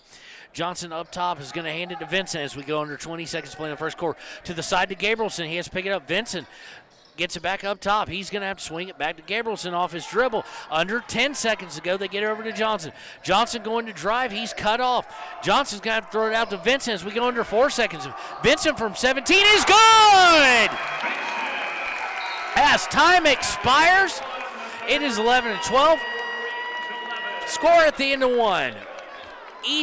The Cheyenne East Thunderbirds 12, the Riverton Wolverines 11. We're going to take a break right now and pay some bills, but come on back with KTAK. Is your resolution this year to be healthier? You may have made a commitment to improve your physical health, but don't forget about your financial health. Atlantic City Federal Credit Union is listed as one of the healthiest credit unions in the U.S., and we are the healthiest credit union in Wyoming, according to depositaccounts.com. Don't risk having your accounts anywhere else. Become a member today and accomplish your first resolution by becoming healthier. Financially speaking, that is. Federally insured by NCUA. Open your eyes to a credit union. Atlantic City Federal Credit Union. Why should your new... Welcome back to Riverton High School and Wolverine Gymnasium. We have ourselves the making of a barn burner here. Again, a shout out for those who didn't listen to the girls' game. We got Leanne, our office manager, on the camera tonight. She will not turn her microphone on, so if you're a friend of hers, bug her incessantly all week. That the next time she winds up doing that she should do color commentary. It is 12-11. The Thunderbirds of Cheyenne East lead the game, but chance to change that immediately as Riverton will start the second quarter with the ball. Leading scorer so far for each team, Garrett Schlabs has 6 for the visitors from East, and for Riverton, Tanner Johnson has 5. Inbounded by Vincent at court. Paxton goes back to get it, and he starts bringing it over the timeline, gets over the timeline, hands off to Johnson, throws to his right to Lang. Lang gets it further to the right to Vincent. Vincent's going to look to drive. He's cut off, passes out all the way back out to Johnson. Johnson looks, fakes a 3, looks to drive himself. He gets a runner up, and I think they're going to say that was on the floor, no shot, but they do foul him. The foul's going to be on number 11. That's going to be on Drew Jackson. That's his second. That's the team third. So Tanner Johnson is going to be inbounding on his own baseline. So far, nobody in any real foul trouble with the exception of Jackson, who's came out of the game. He inbounds all the way up to the top of the 3 to Vincent, sprints out and gets off to the side, hands it back to Vincent. Vincent's going to dribble to his left and toss it back to Johnson up top. Johnson looking for a screen. It's not there, so he throws it back to Vincent.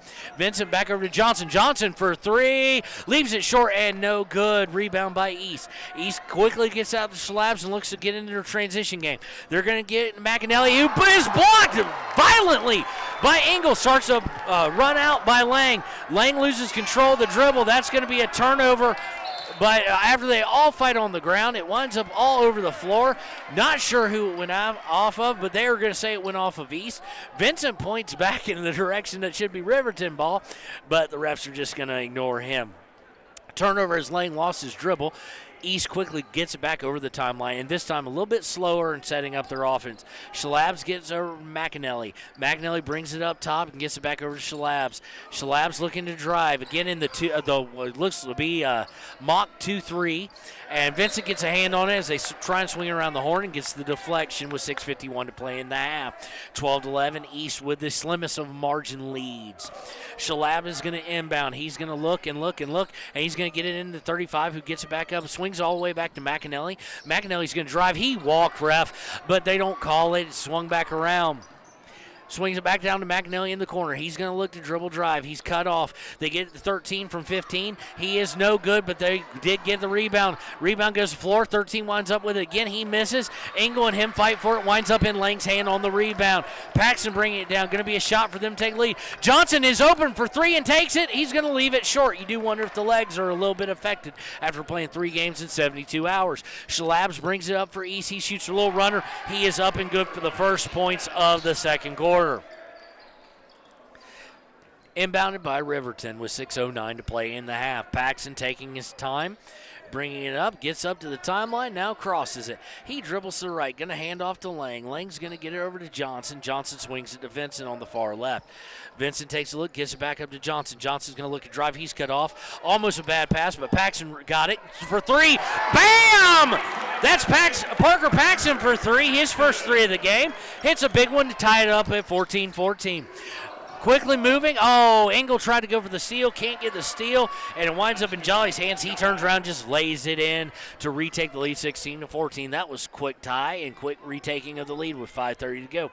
Paxton brings it over. He goes to his right, hands off to Lang. They swing over to Johnson, who swings it down to Vincent. They try and feed Lang in the post. It is deflected by Jolly.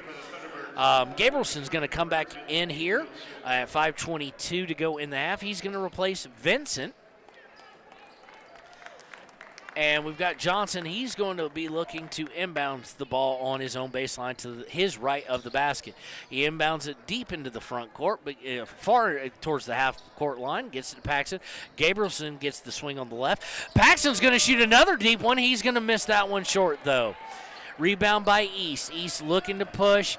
Now they slow up, go into the half-court. Dribble drive by Schlaps. He's cut off by now the man-to-man by Riverton. It's swung all the way around, swung over to McAnally. McAnally's going to look to drive on Johnson. Johnson with a little deflection makes him pick up his dribble. He swings it back out to Schlaps. Schlaps taking his time, goes between his legs, looks to drive, has a move on, gets over to McAnally for three, and it's up and good. Coulter McAnally for three. 19-14, 4:40 play in the half. T-Birds lead. Paxton brings it up. He's going to pick up his dribble. Maybe shouldn't have done that. Johnson does come to the rescue and gets it up top. Johnson picks up his dribble. Maybe shouldn't have done that, but they do get it to Paxton. Paxton off the screen from Engel. A re-screen from Engel. He's going to shoot from 15, highly contested. He was a little strong on that. East comes away with the rebound. They get it over Schlaps, and he's going to take his time bringing it up with 4:15 to go in the half, setting up the half-court offense for East. East swings it over to Colgan. Colgan gets it inside. Who gets it inside to Jolly? Jolly back out to Colgan. Back over to Bishop, but a turnover forced by Riverton. Riverton's going to bring up Engel himself, who helped cause the turnover. He's going to take a three, and he's good! Lucas Engel with his first three and his first points of the night cuts that deficit to 2, 19-17 with 3:47 to play in the half. East quickly looking to answer, but they are cut off by Johnson. Getting close in 5 seconds, but Jolly bails him out, swings up top to Schlaps. Schlaps trying to drive. He swings over to McAnally. McAnally to Bishop. Bishop from 15 is good. Tate Bishop for 2 there. Paxton going to bring it over the timeline as we go under 3:30 to play in the half. He hands off to Lang as he goes right. A lazy pass, but luckily not able to be touched. Gets to Gabrielson. Gabrielson gets over to Johnson. Johnson calling for a screen from Engel. He gets it. He's going to stop and pop from 3. He's going to miss it. East is going to get the rebound. Engel's kind of staying back. He needs to get back on the defense. But East does not see it, and they do not try and push the tempo and take advantage of the mismatch there. Schlaps has it up top. He gets over to McAnally. McAnally, gets it over to Tate Bishop, and Bishop hits again from 15. Going to have to get a hand in his face, gentlemen. Paxton going to bring over the timeline quickly, 23-17 lead. Paxton's going to drive into the Valley of the Giants. He's going to get stripped or blocked. Take your pick on that one. Both occurred. East is going to go out on the break. Schlab's going to try and take it all himself. He kind of gets into no man's land. He gets it to Jolly. Jolly working on Engel. He throws away to Gabrielson, their third turnover of the night. Gabrielson's going to look to push, but now slow it up ever so slightly as Engel trails the play. Hands off to Johnson on the left side. Johnson gets a screen from Engel. He's going to drive and try and lay it up, and they don't call the foul as he is hammered to the floor, but blocked and turned over. A missed shot by Johnson. Quickly, East gets it. McAnally tries to swing it off to Jolly. Jolly goes up and under. Engel helps modify that shot and comes away with the rebound. Paxton gets basically tackled in no call. They throw it to Gabrielson. Gabrielson's going to shoot from 16. He's going to leave it a little bit short, and rebound goes to goes to East. The rebound there by Colgan. Schlabs adjusts his shoe before he brings over the timeline, and finally brings over the timeline with 1:40 to go in the half. Schlabs goes to Colgan, who's dead center. Back over to Schlabs on the right side. They're going to get it to McAnally. I'll get that right sometime. He misses. Gets over to Engel, and a timeout by Coach Sheets. He wants a full timeout, so we'll take that with him here on KTAK. 1:25 to go in the first half. Thunderbirds 23, Wolverines 17. We'll be right back. Because we're passionate about the spaces our neighbors call home. We're part of your community, and we're also part of the world's largest cooperative of independently owned and operated flooring stores. So you can be sure you'll get great selection and outstanding value with every installation. Whether it's carpet, hardwood, tile, or luxury vinyl, our experts take the guesswork out of choosing the right floor. We're your local Carpet One Floor and Home, the one store for your perfect floor. Gotchi Rehabilitation and Wellness knows what it means to be on top of your game. For over 60 years, Gotchi has led the field in providing physical therapy, occupational therapy, and wellness in Thermopolis and their facilities in Worland, Basin, Cody, and Shoshone. Whether you're recovering from an injury, deconditioned, post-stroke, or just looking to take control of your health, you'll find years of dedicated experience paired with personal care at Gotchi Rehabilitation and Wellness. Learn more at gotchi.org. Welcome back to KTAK's coverage of the Bill Stranigan Basketball Classic. We've got a 23-17 game here with Riverton Wolverines trailing the visitors from Cheyenne East. For those of you who are listening in and are watching on Wyo Today's Facebook page, remember we do stream all the games there so you can watch on video, or you can always listen on KTAK. We do have a final from the Army-Navy game for all you service members who are choosing a side today. Fort Nate Navy has pulled the upset on Army, 17-13, and we now return to action with the Wolverines inbounding the ball after Coach Sheets' timeout. 1:22 to go in the half. Gabrielson brings it up in the front court, goes right and hands it off to Vincent. Vincent trying to do a little dribble drive, drives the paint, kicks out to Johnson. Johnson looking, goes baseline, then thinks better of it and goes towards the free throw line. He brings it up, hands it off to Gabrielson. Gabrielson's going to drive. He's going to put up a little floater. He's going to be short as well. Rebound by East. East is looking to break. It's cut off by Vincent nicely, and Vincent forces the turnover. Vincent gets it to Johnson. Johnson now with under a minute to go gets it back up top to Vincent. Vincent looks to dribble, drive. He pulls up the three-point line, hits Gabrielson. Gabrielson had a shot at three but thought otherwise. He looks inside but then brings it up top and gets over to Johnson. Johnson is now at the volleyball line, we'll call it. He's going to drive all the way down in the paint. He misses, leaves it short with 35 seconds to play. East is going to have some numbers possibly here. Quickly, Johnson and Vincent get back, though, and East is now going to run their half-court offense.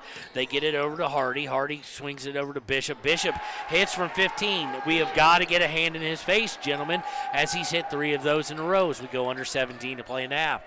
Vincent brings it up. He hands it off to number 1. We do not have number 1 on our roster, so he'll remain number 1. Gets it, Gabrielson. Gabrielson drives in, and he is fouled, I do believe, by number 25. That should be on Hardy. That is Hardy's. That's his first. That's team fourth. Not a lot of fouls in this play. No one's going to get into the bonus here, much less the double bonus. So it's going to be an inbound with 6.0, 6 seconds flat for the hometown Riverton Wolverines. Vincent going to be inbounding. Paxton has come back in, as has Lang. Paxton goes all the way in the backcourt. Probably don't want to throw it all the way back there with just 6 seconds. Gabrielson gets it 3 seconds, 2 seconds. He drives. He's going to have to put it up. He does get it off, but it is well short and no good. Not really a plan of attack there off that rebound. And we go to the half. At half, the Cheyenne East Thunderbirds lead 25-17 over your Riverton Wolverines. We're going to take that break with them, and when we come back, we'll probably have Coach McIntosh with us of the girls team. We'll be right back on KTAK. Your car or truck is an investment. When it needs repairs, you need someone you can trust to do the job right. Take it to Gunners Automotive. They repair all makes and models of cars and trucks, from oil changes to brakes, tires, and more. Gunners Automotive, 856-2288. Riverton's Hampton Inn & Suites is proud to sponsor our youth athletics in Fremont County. Fremont County's school athletics provide our youth timeless experiences and lessons that can lead to success for life. Setting goals, teamwork, and hard work make young athletes into good citizens. High Plains Power is a Touchstone Energy cooperative. What does that mean for you as a Rural Electric Association member? It all comes down to 7 principles. Open membership, one voice, one vote. All right, we're back here on KTAK. We've got Coach McIntosh with us. Coach McIntosh, how did you feel? Your team ran into a buzzsaw, defending state champs. They kind of showed this whole tournament why they are the defending state champs. Yeah, they're just a very talented group all the way around, and you think you got one thing figured out and they got an answer for another, and against those teams you can't make the mistakes that we did. Okay, and what are you going to look to work on? I know you got a couple of days to get some rest and hydration and get ready for another tournament down in Green River, isn't it? Yeah, and we definitely got to work on taking care of the basketball. I thought and then we've got to also learn how to play 4 quarters and complete games. So. And that just comes with reps and playing time and experience. We're still pretty young across the board. So, we took some lumps, but we also showed a ton of improvement. We have a ton to grow on. Well, and just from the first half to the second half, you cut the turnovers by more than half. Yeah. Which was nice to see. And Savannah Martinez was our Papa Murphy's player of the game once again, so she's starting to rack up on some free pizza that we'll have for her. Nice. But what can you say about her and her leadership and what it's going to mean to the team going forward? Yeah, Savannah's a scorer, and so when she's on, it really helps our team, and that we're just gonna end up, being in ball games a little bit more. And as she goes, we kind of go scoring wise. So but we really got to tighten things up defensively, and after today too. So we just got a lot to work on, which. We should. It's the first week of the season. Absolutely. A lot to learn, and we can't wait to see the rest of the season and how this team grows and develops under your leadership and under the leadership of seniors like Martinez. So we do thank you for coming on the halftime show today, and we'll see you, I guess, next Thursday or Friday. Yeah, I definitely think we have a high ceiling. So, yeah. Absolutely. Yeah. Thank you, and good luck with the rest of the season. Yeah, and a reminder, everybody, we'll be there the rest of the way. Yeah, go Big Red. All right, that was Coach McIntosh here on the halftime show as his team exits the Bill Sheridan Basketball Classic and will be headed to Green River next weekend for another classic-style tournament play. 3 games, I do believe, in 3 days. We don't have a full schedule for that yet. We do apologize. We'll be putting that on the air and on Facebook and on our website as it comes. But you can rest assured you'll be able to hear all the Riverton High School Wolverines action, both girls and boys, right here on KTAK. We're going to go to break, and we'll be right back with second-half action in this game between the Cheyenne East Thunderbirds and the Riverton Wolverines. We'll be right back with you. Independence, education, cooperation, and community. To understand how it all works, we're headed back in time. In 1879, electricity was in major cities, but rural areas were out of luck. In 1935, President FDR made it possible for companies to build power lines to unserved areas. By the time we hit 1941, some 400 electric co-ops had been organized to serve rural America, just like High Plains Power. For more information, visit highplainspower.org. All right, listen up, elves. I know this is a busy time of year, and we all have places to be and things to do. But please, Don't text and drive. Be careful. Last week, Sheldon and shipping crashed into a load of Legos.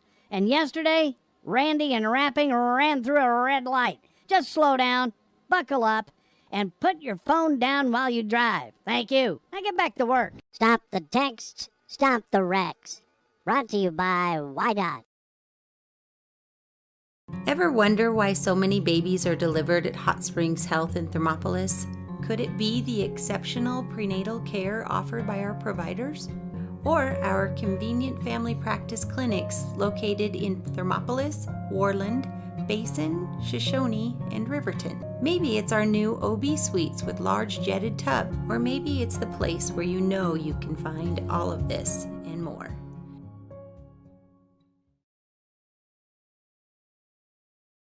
Hi, this is Terry Banker. I'm minister at New Hope Christian Church in Lander, Wyoming. We want to support the kids of this area academically, athletically, and spiritually. Our address is 630 Mount Hope Drive. Come to Sunday school at 9:30 and our worship service at 10:45. Former University of Wyoming quarterback Josh Allen is worthy of Wyoming. 23 plays into my first start here at the University of Wyoming. I dropped back, kind of went through a progression. I saw the middle of the field kind of open up. I decided to lower my shoulder. His helmet went straight into my collarbone here. We landed on the 20-yard line. At that moment, I knew something was really bad. So Josh's collarbone was pretty bad. He had broken in multiple places and it required hardware fixation with the plate in order to get it back together. It was devastating news to me and my family, just knowing that, it could have ended 23 plays in. We had no question whether we could perform the surgery here given our wide range of varying subspecialties within orthopedics. I would recommend Premier Bone and Joint Centers. The thing that made me feel really comfortable with them was they made it feel like your own family. I think he'll have no problem performing in the NFL. His rehab and his recovery done very well, and I don't see any restrictions on him whatsoever. They want the best for you, and they won't steer you wrong. Let us show you why we're worthy of Wyoming. Riverton Vision Center offers comprehensive eye health exams, highly trained staff, and a large selection of fashion eyewear and sunglasses. Dr. Ballard, Dr. Hinkle, and Dr. Frazier offer over 70 years of experience. Call Riverton Vision Center at 856-9451 to schedule an appointment today. When repairs are complete after a collision, you expect your car, SUV, or truck to look like new. That's the service you'll receive at Stork Auto Body in Riverton. Professionalism and meticulous attention to detail. You can depend on Stork Auto Body, 841 Miniweb Avenue, Riverton. The choice is yours. Sutherland's Friends of the Family Plus Consumer Credit Card lets you choose from 5% off instantly at the register or special financing on qualifying purchases. That means no forms, no waiting, no rebates. You can choose 5% off instantly with your Sutherland's credit card. Got a big project? Choose special financing. The choice is yours with Sutherland's Friends of the Family Plus Consumer Credit Card. Subject to credit approval. Minimum monthly payment required. See store for details. Only at Sutherland's. There are two ways to buy 4x4 gear, the expensive way and the smart way. The expensive way is when you buy a new truck or SUV and the dealer sells you the brush guard, the heavy-duty bumpers, the steps, lights, winch, you name it. He rolls it all in with your loan into your monthly payment. But here's the smart way. Shop at Wyoming 4x4, where you get expert advice from Dan, quality gear, professional installation, all for a whole lot less than you'd spend at a car dealer. Wyoming 4x4 on North Federal in Riverton. The smart way to roll. From the wide open spaces to the canyon near you, Wyoming.com is reaching more homes and businesses than ever before. For more than 25 years, we've aimed to provide the best internet and phone service to meet the needs of our customers all across the great state of Wyoming. Now it's getting even better. Wyoming.com, expanding to an area near you. Wyoming.com. We're out there.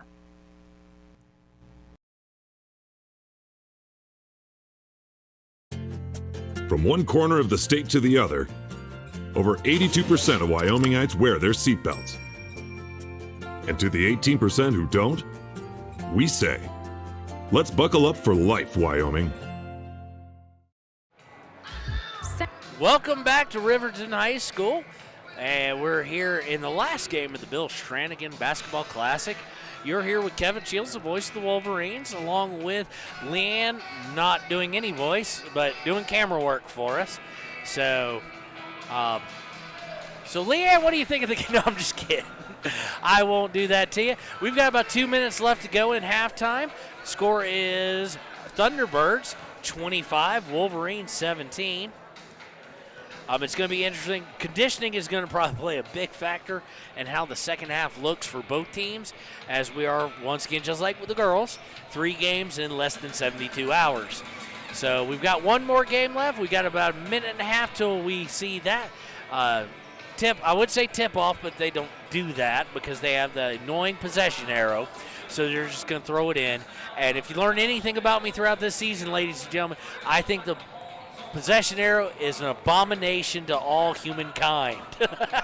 They should jump it every time. But nonetheless, we'll get off our soapbox. We'll listen to some ads to help us pay the bills, and then we'll be right back in 1 minute with game action. Offers Bachelor of Applied Science degrees in Early Childhood Education and Organizational Management and Leadership, with an emphasis in outdoor education, tribal leadership, or business and entrepreneurial leadership. CWC offers 3 ways to learn: online, virtual, and in person. Learn, grow, lead, and advance at Central Wyoming College. CWC is leading the way with expanded programs in the Bachelor of Applied Science degrees. Why should you choose Lander Medical Clinic or Western Family Care for your health care? In addition to 4 locations in Fremont County, they also provide telehealth. Telehealth can be your go-to answer when you're out of town, on the road, or just can't get to urgent care. All you need is a good internet connection. To schedule a telehealth appointment, call 332-3941 today. That's 332-3941. Lander Medical Clinic and Western Family Care. With telehealth, they're putting your health first every time. When you purchase your car... And welcome back. 2-1. Now we're supposed to be having basketball played. The buzzer goes off, and we get to see if Riverton can make up this 8-point deficit with 16 total game minutes left and pull off a victory to go 2-1 on the season. They started this tournament out like a buzzsaw, completely owning the defending state champions of Cheyenne Central.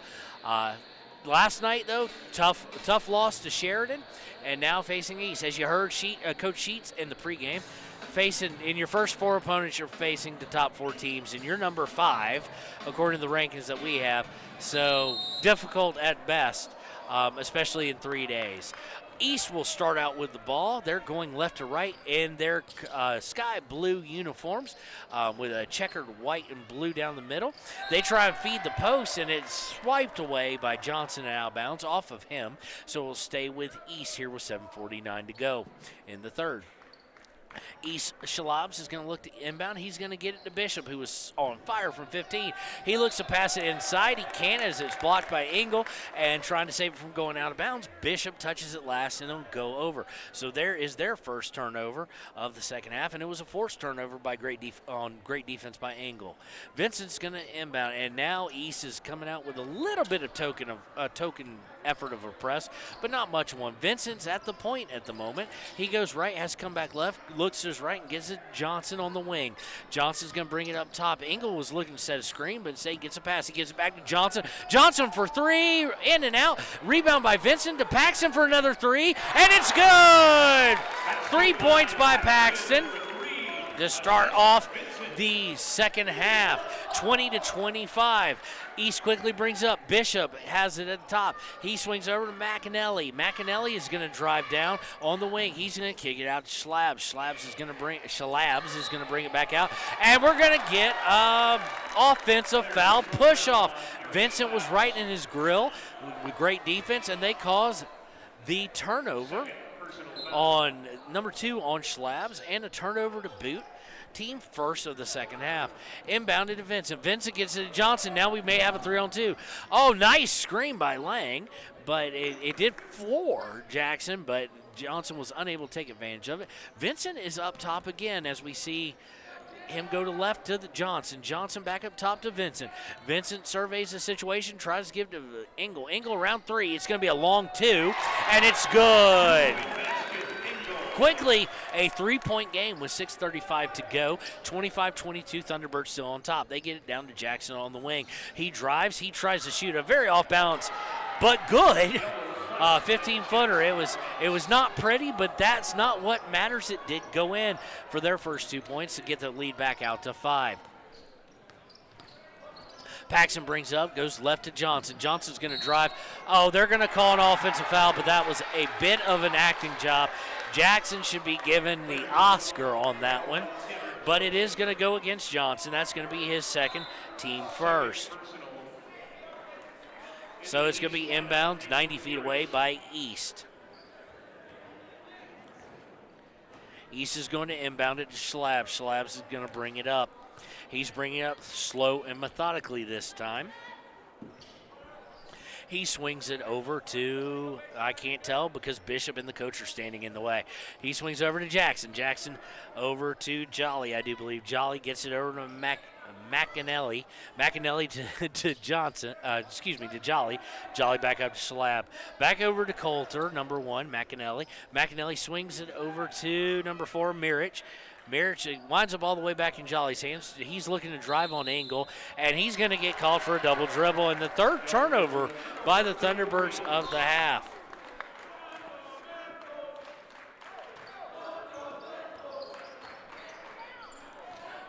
Quickly bringing it up, Lang takes it, drives the basket, and he gets it up and good for his first 2 points of the night. Back down to 3, quickly East coming down. East attempting to run to the left.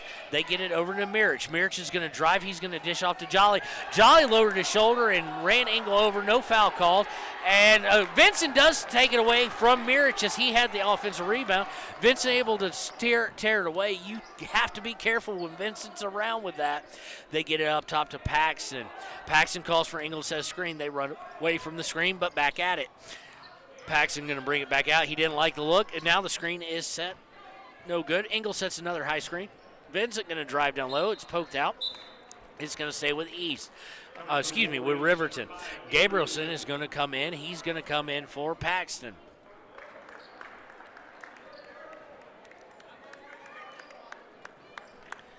And so we got the starters plus Gabrielson.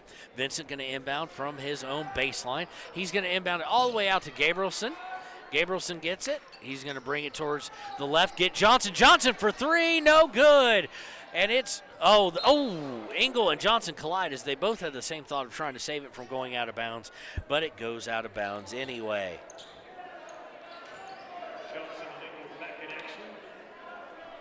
All right, it is 27-24, 4:38 East ball. Riverton has came storming back a little bit in the second half on causing 3 turnovers by the visitors. McAnally gets it inside and gets it up for 2. I will eventually get that name, but it may not be tonight, ladies and gentlemen. Gabrielson brings it up, gets it to Vincent. Vincent's going to look to drive the baseline, kicks out to Gabrielson. Gabrielson thought about 3, but wisely decides against it. He gets out up top to Engel. Engel looking to drive, but he picks up his dribble. He tries to hit Vincent on the back door. Oh, my! Vincent muscles it away. It was well defended, but is able to get it up for 2, and it's 29-26, still a 3-point game. Schlab is able to go all the way down the court, but he loses control of it on a pass, and we have another turnover. Lane comes away with it, gets it over to Vincent. Vincent feeds Johnson. Johnson looking to dribble drive all the way. It's going to be on the floor, but there is going to be a foul against East. It's going to be on Schlab. That's his 3rd. Paxton's going to look to check back in. He's going to check in for, who's he signaling to come out? He's going to get Johnson. Johnson and Schlab is going to come out, obviously with 3 fouls for Xander Hardy. For East, Gabrielson going to inbound from underneath his own basket. They run the play, nothing there. He finally gets it into Vincent way up top. Vincent brings it over to his left. He picks it up, but decides to pass it to his right. Goes over to Paxton. Paxton up, back up top to Vincent. Over to Gabrielson on the left wing. Back up top to Vincent. Vincent's going to look and go to the right wing to Paxton. Paxton gets it to the 15-foot free throw mark with Lang. Vincent for 3. He leaves it a little bit short, gets his own rebound. Tries to find Engel. Does find Engel up top. He goes and he is hammered. Shot is no good, but he will be shooting free throws with 3:22 to go in the half. Foul's going to be on 35. That's going to be Kaiser Jolly. That's going to be the team 3rd foul on the night. Engel to shoot 2 to try and cut this down to a 1-point deficit. First shot is on the way, and it's hard off the back iron. Johnson is going to come check back in. He is going to check in for Lang. Lang is going to be replaced on the block by him. And free throw number 2 upcoming for the senior leader, Engel. Engel gets the shot up, and it is no good again. So 0 for 2 on free throws. It could have brought it within 1. East comes away with the rebound. They bring it up into the front court. Hardy has it. Hardy being harassed by Gabrielson, but he goes to his left and gets it to McAnally. McAnally gets it to Jolly. Jolly over to Mirich. There is a foul called. I think it's going to be, yes it is, it's going to be on McAnally. That's going to be his first offensive foul.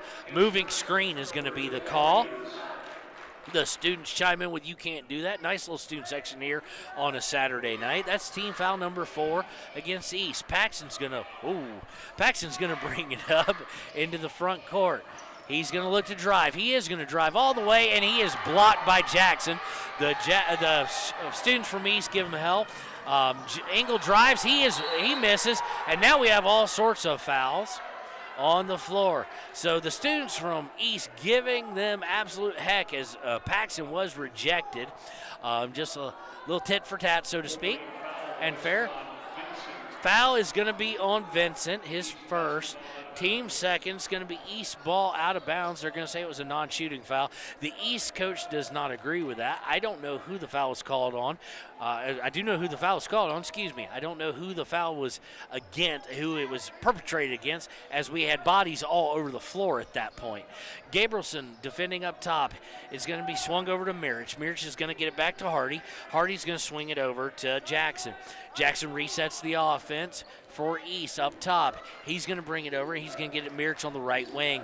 Mirich is going to swing it over to Jolly up top. Jolly back to Jackson and over to McAnally on the left wing. Jackson swings at Jolly at about 17 feet. Jolly hits it from 17 pure. Back up to a 5-point lead with 2:15 to go in the third.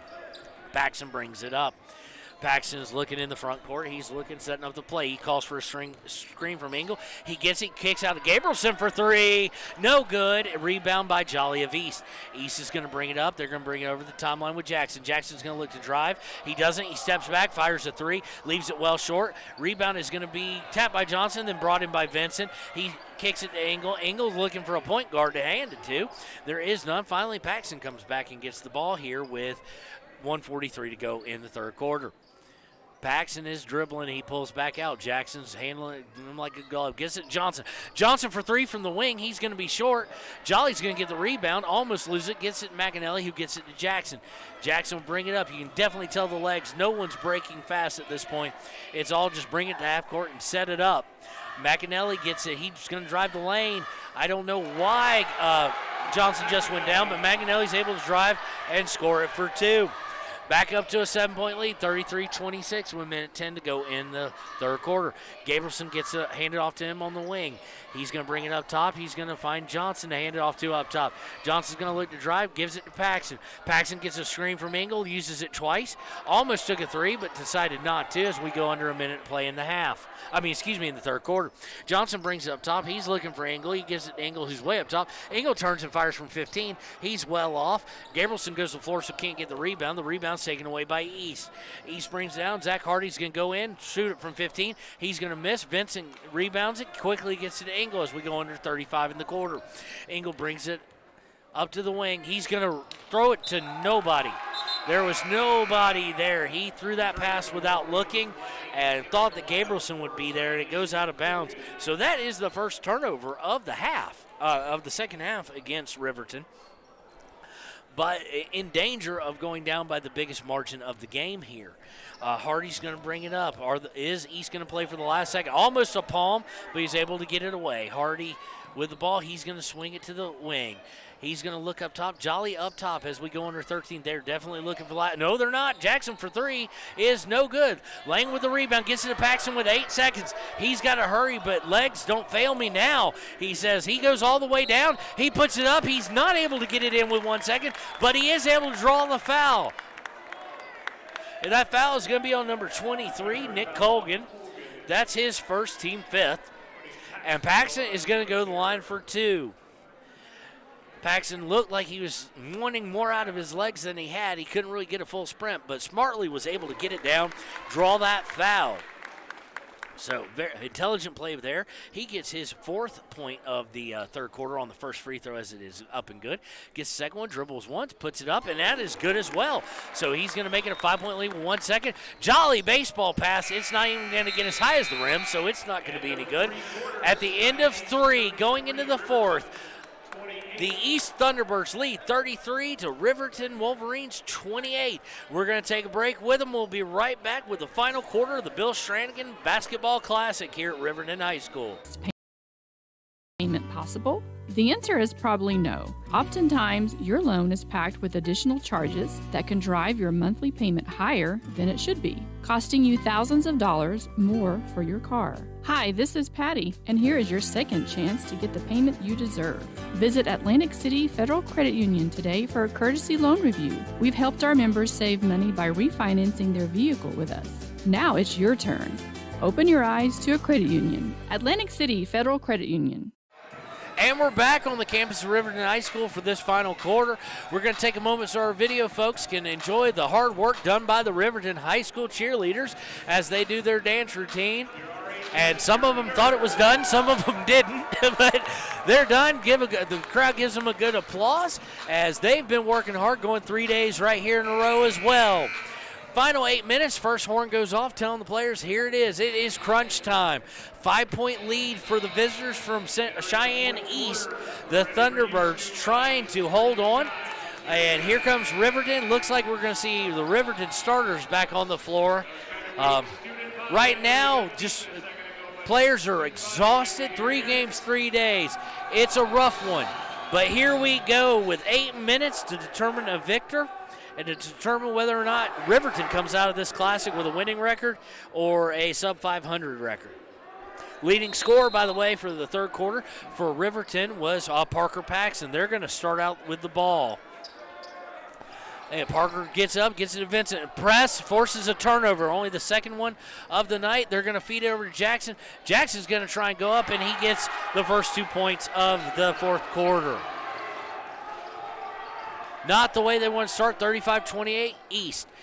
Paxton brings it up over the timeline. He's on the left side, kind of shaded towards the left wing. He's going to go full left wing and hand it off to Vincent. Vincent's going to bring it up top between the right wing to Lang, who gives it over to Johnson. Johnson looking to drive, thinking about going baseline. He does. That's going to be a charge. You knew it. You knew it was coming. He ducked the shoulder down. They're going to call that every time.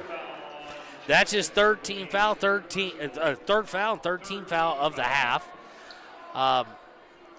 So really important defensive stop possibly right here with 7:24, still early in the fourth, but not two quality offensive possessions. Jackson's going to bring it up for East. He's going to go over towards the left wing. He's going to pick up his dribble. He's almost going to be stuck, but he's going to give it to Jolly, who gets it right back to him. Still on the far left wing, but up around the midcourt line. He's going to dribble to the right wing, get it over to Jolly. Jolly well away from the basket for a guy his size. They're going to get over to Bishop. Bishop fakes the three, but dishes off to Jackson, gets it over to McAnally. McAnally's going to drive, and they're going to kick it back out for three. Is good by Jolly. So 37-28, largest lead of the game with 6:48 to go in the game. Johnson brings up, gives it over to Engel. Engel's going to fade to his left and score. He cuts it back down to a 7. They're looking to quickly move. McAnally for a 3. He's off. Maybe they wanted to use a little bit more of a setup time because Riverton gets the ball. They're going to feed over to Engel. Engel for 3. That's going to be off target, and it's going to be an offensive rebound foul, actually, on Lang. Lang going to be called for his first foul, team fourth of the second half. So 3 that was fairly well off target. You could tell it wasn't going anywhere near the basket or going in the basket. So East has it. Jackson's going to bring it up. Jackson goes over to his left to Schlab. Schlab on the wing. Screen set by McAnally. Schlab's going to try and go in the middle. He went completely out of control. They're going to get McAnally with the and one there. McAnally fake, got Engel up in there, went up, got it up, and good. So that's going to lead to a hoop in the arm. That's a first foul on Engel, team fifth. McAnally about to get this one shot to get this lead to 10, actually, and get it back up to the largest lead of the day. Takes a minute, looks down at the ball, picks it up, puts it up, and then he's short. So he misses. Engel with the rebound, gets over to Vincent. Vincent gets over to Parker. Parker Paxson gets over, tried a long pass to Lang, picked off, third turnover of the fourth quarter. We're going to get a palming there on number 2, Schlabs. So it's going to be a turnover right back. Fourth turnover of the second half, for East. 5:57 to go, 9-point game. Vincent inbounds to Johnson. Johnson points out and then gets over to Paxson. Paxson still needs to bring it over the timeline. He does to Engel. Engel going to try and work a little one-on-one. He drives baseline. He's got it. He goes up and under, reverse, and good. 39-32 with 5:40 to go, 7-point lead. Out of bounds, turnover forced by Johnson. Johnson dived for the pass. He missed it, but he threw McAnally for a loop. McAnally could not get his hands on the ball, and it goes harmlessly out of bounds. 5th turnover on East for the second half, and a chance to eat more into the lead. I might like to see Engel with a little more one-on-one shake and bake action. Paxson brings it over, touches his head, gives it over to Johnson. Engel sets the screen. Johnson brings it over, does give it to Engel. He gives it back to Johnson. Johnson guarded by Drew Jackson. Johnson drives, misses the first, gets a rebound, gets it up, and no good. So on the rebound, so it's going to be the second foul on Jolly, though, is called. It's going to be the 7th. It's going to be the 6th team foul, and we're going to get 30-second timeout. We're going to take a real quick break with them.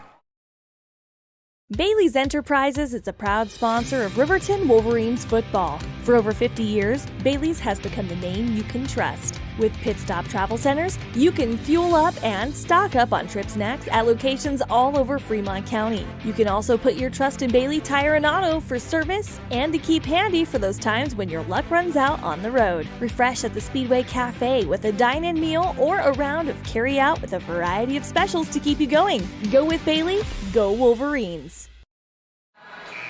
Welcome back as the crowd swings Sweet Caroline on a 30-second timeout by East. 39-32, 5:17 to go in the game.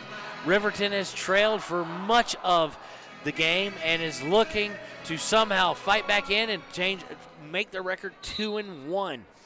Johnson is going to inbound after the foul. He inbounds it to Paxson on the far baseline. He tries to drive, and he's going to draw a foul from Schlabs, I do believe. And he will draw some free throws, or at least one. It is on Schlabs. That's his 4th. That's the team 7th, so it'll be 1-1. Quickly, Schlabs is going to come out. They're going to get yes, they are going to get Schlabs out. They're going to put Bowman in the game. We haven't seen him in the game yet.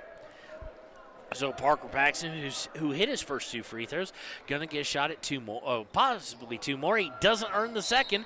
He's short, and Lang on a reach. It was an unneeded reach, but it was a reach nonetheless on the rebound as East had it completely.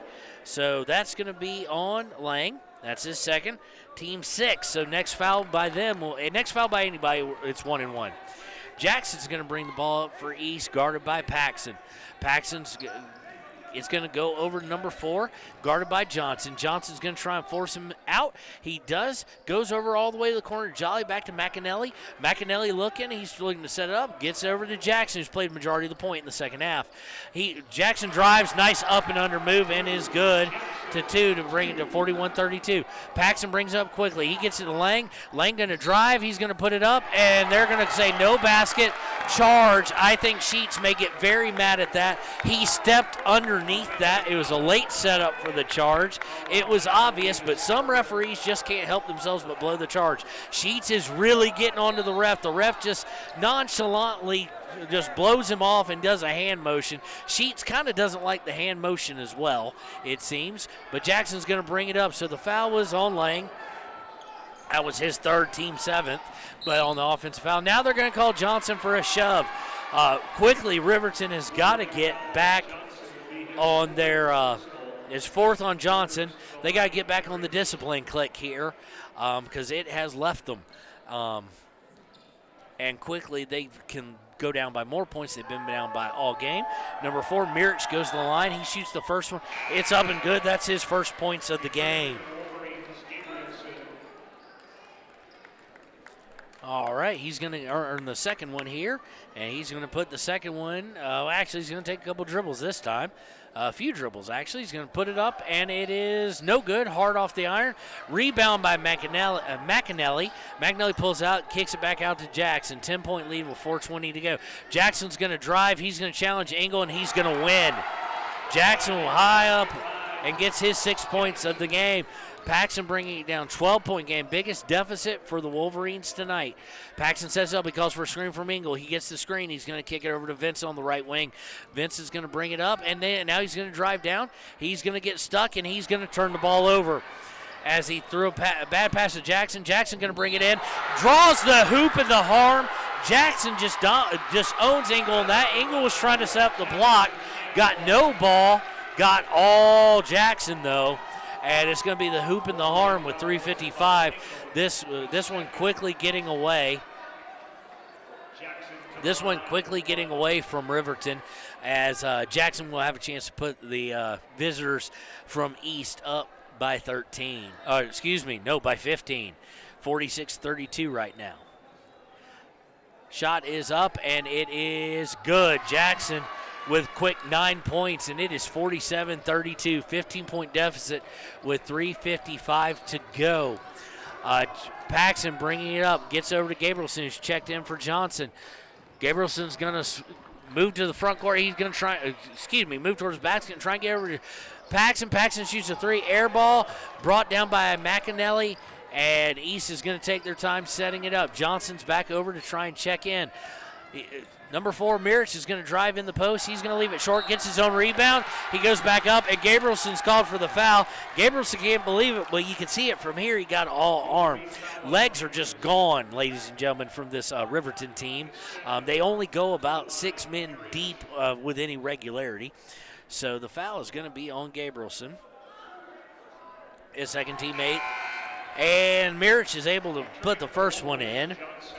Johnson's going to come in for Lang. Right now they've got all their all their three-point shooters on the floor, or the guys they're going to trust to take them because they're going to need a lot of them.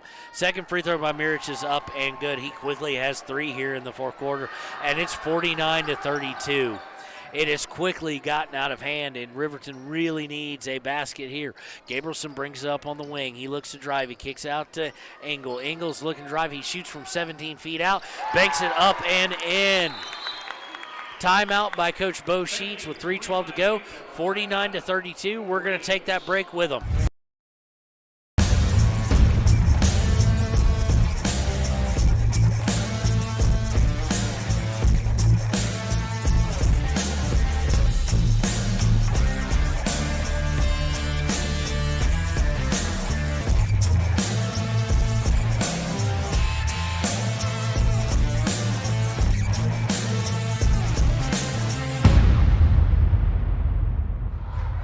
All right, welcome back to the final 3 minutes and some change on KTAK, the Bill Stranigan Basketball Classic.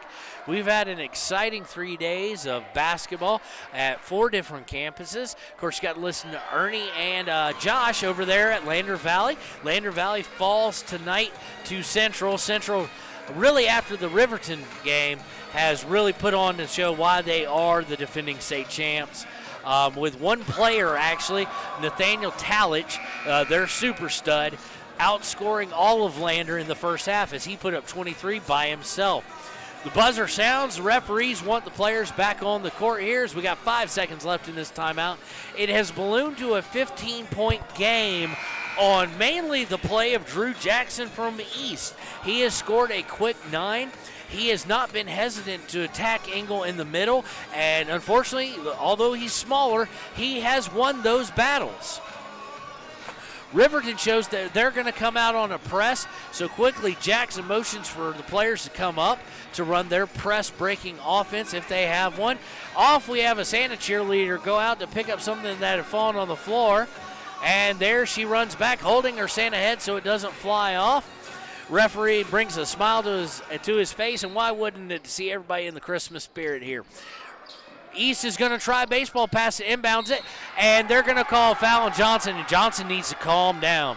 He turns to the bench quickly. That's his 5th. Don't want to get a technical. Johnson is out of the game. They're going to call him for the foul. So it's going to be free throws being shot.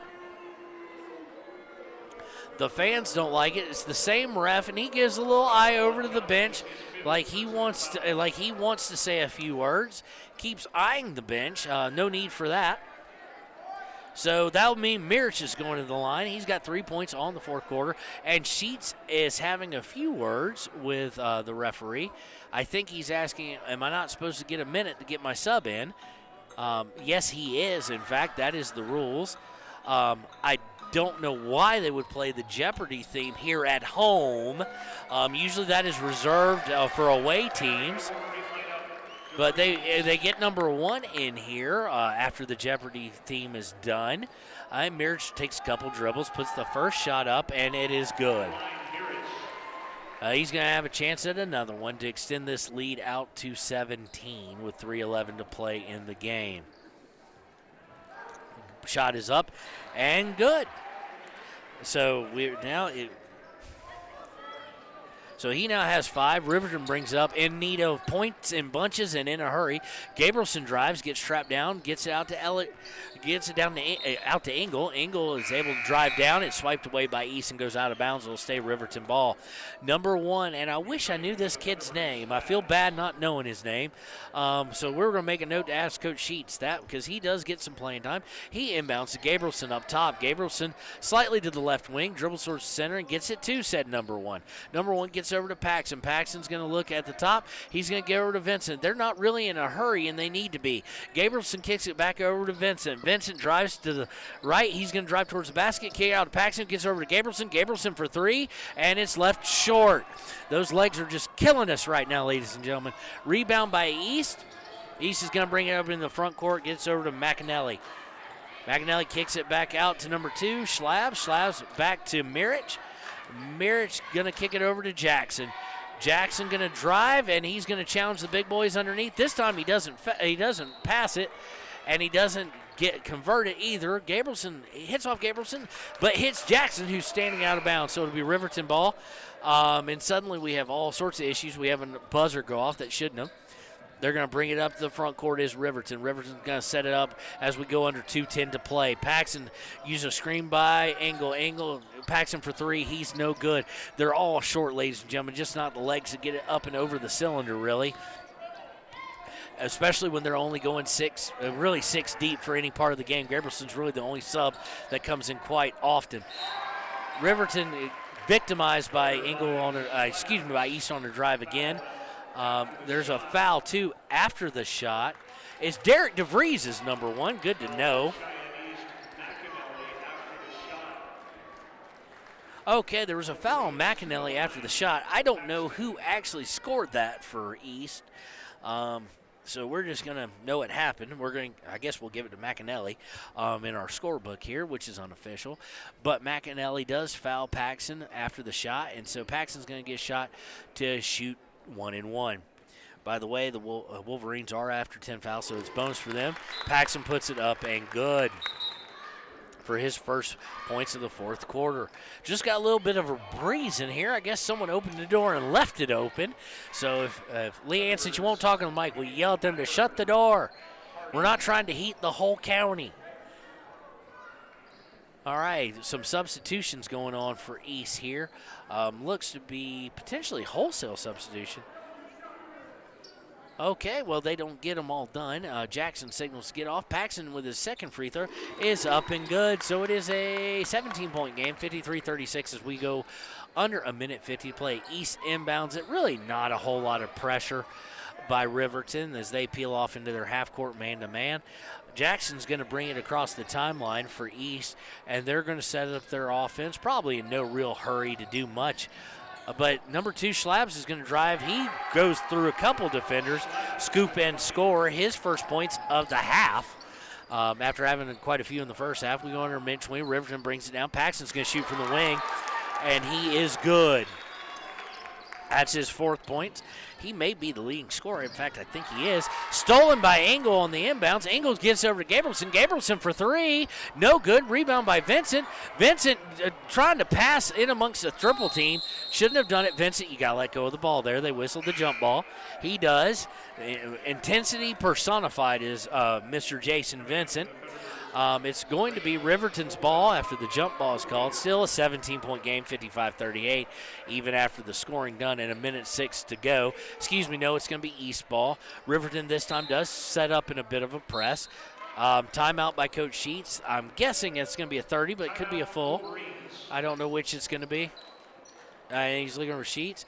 I think they said it's going to be a full. Let's check here.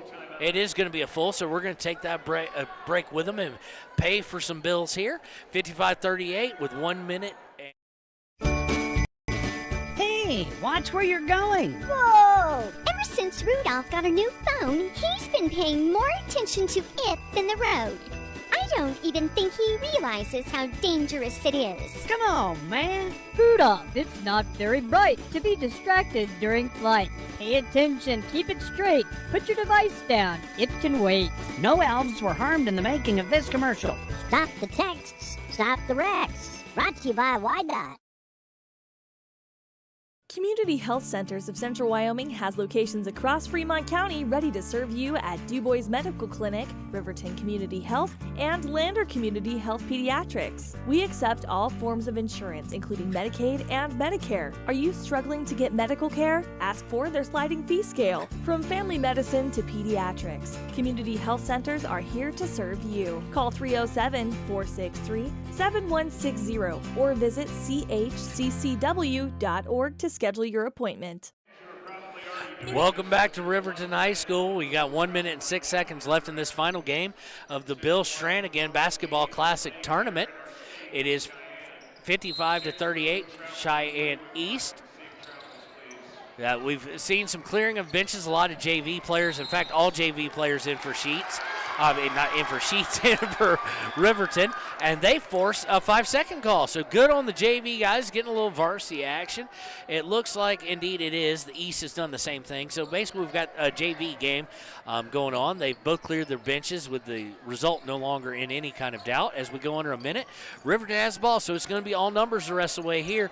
2 has it on the wing. He's going to hand it off to, or try to hand it off to 11, but good defense by East. He is stuck. He finally gets it out to 24. We know who 24 is, Hunter Houck. He's getting some more action now. Number 1, DeVries has got it.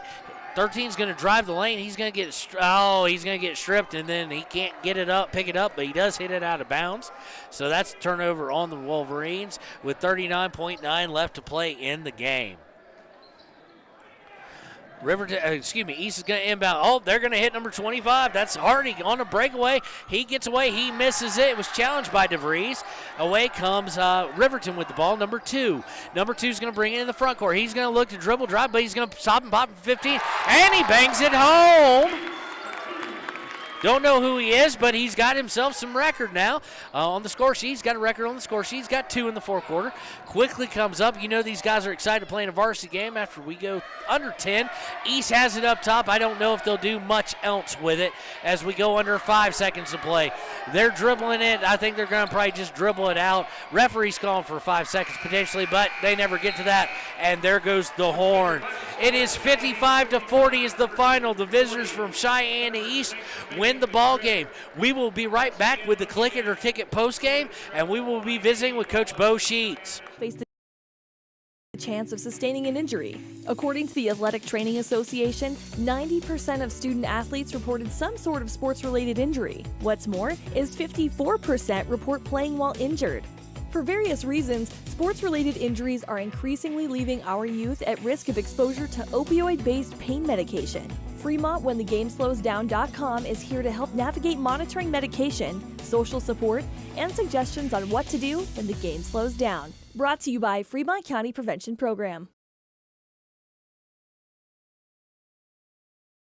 Is your resolution this year to be healthier? You may have made a commitment to improve your physical health, but don't forget about your financial health. Atlantic City Federal Credit Union is listed as one of the healthiest credit unions in the U.S., and we are the healthiest credit union in Wyoming, according to depositaccounts.com. Don't risk having your accounts anywhere else. Become a member today and accomplish your first resolution by becoming healthier. Financially speaking, that is. Federally insured by NCUA. Open your eyes to a credit union. Atlantic City Federal Credit Union.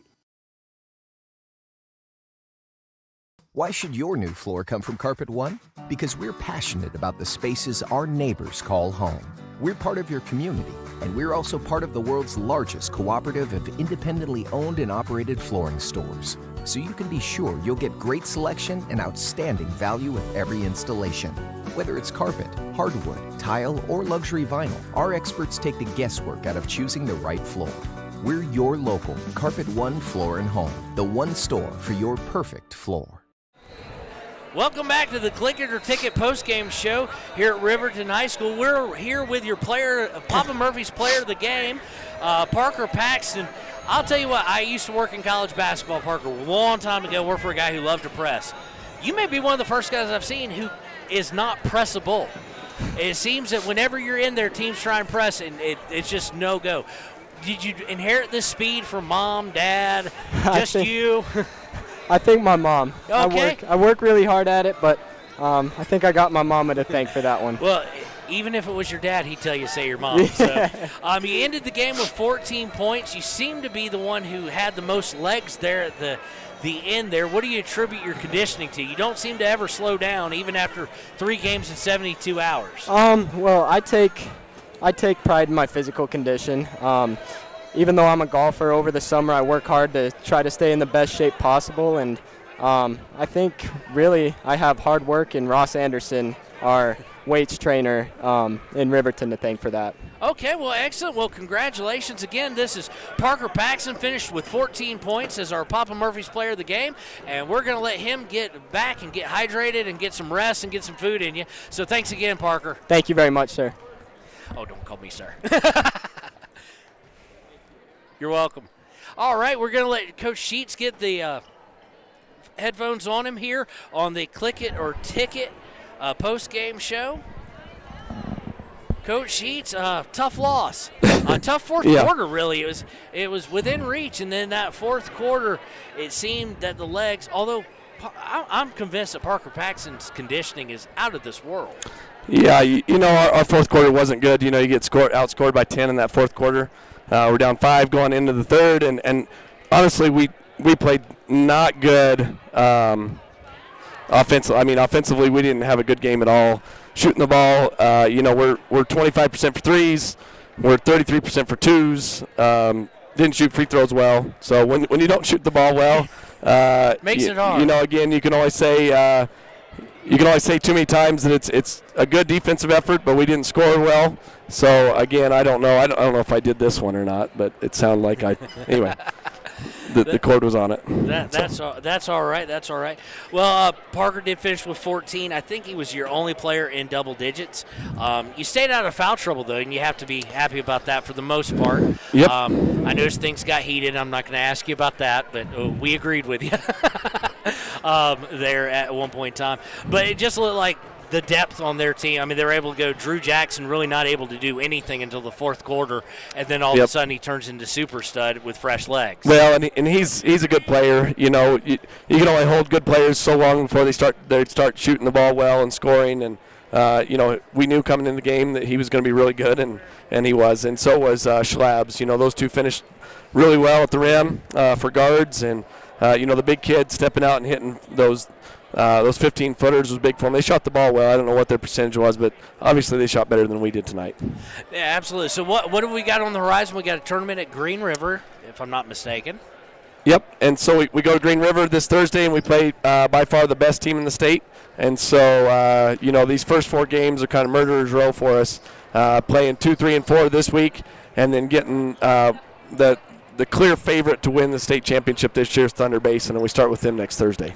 All right, well, we will be there live to cover it, and we'll be back with more of the Click It or Ticket postgame show. Thank you, Coach Sheets, for joining us tonight. All right, thank you. Gatti Rehabilitation. Education and Wellness knows what it means to be on top of your game. For over 60 years, Gotchi has led the field in providing physical therapy, occupational therapy, and wellness in Thermopolis and their facilities in Worland, Basin, Cody, and Shoshone. Whether you're recovering from an injury, deconditioned, post-stroke, or just looking to take control of your health, you'll find years of dedicated experience paired with personal care at Gotchi Rehabilitation and Wellness. Learn more at gotchi.org.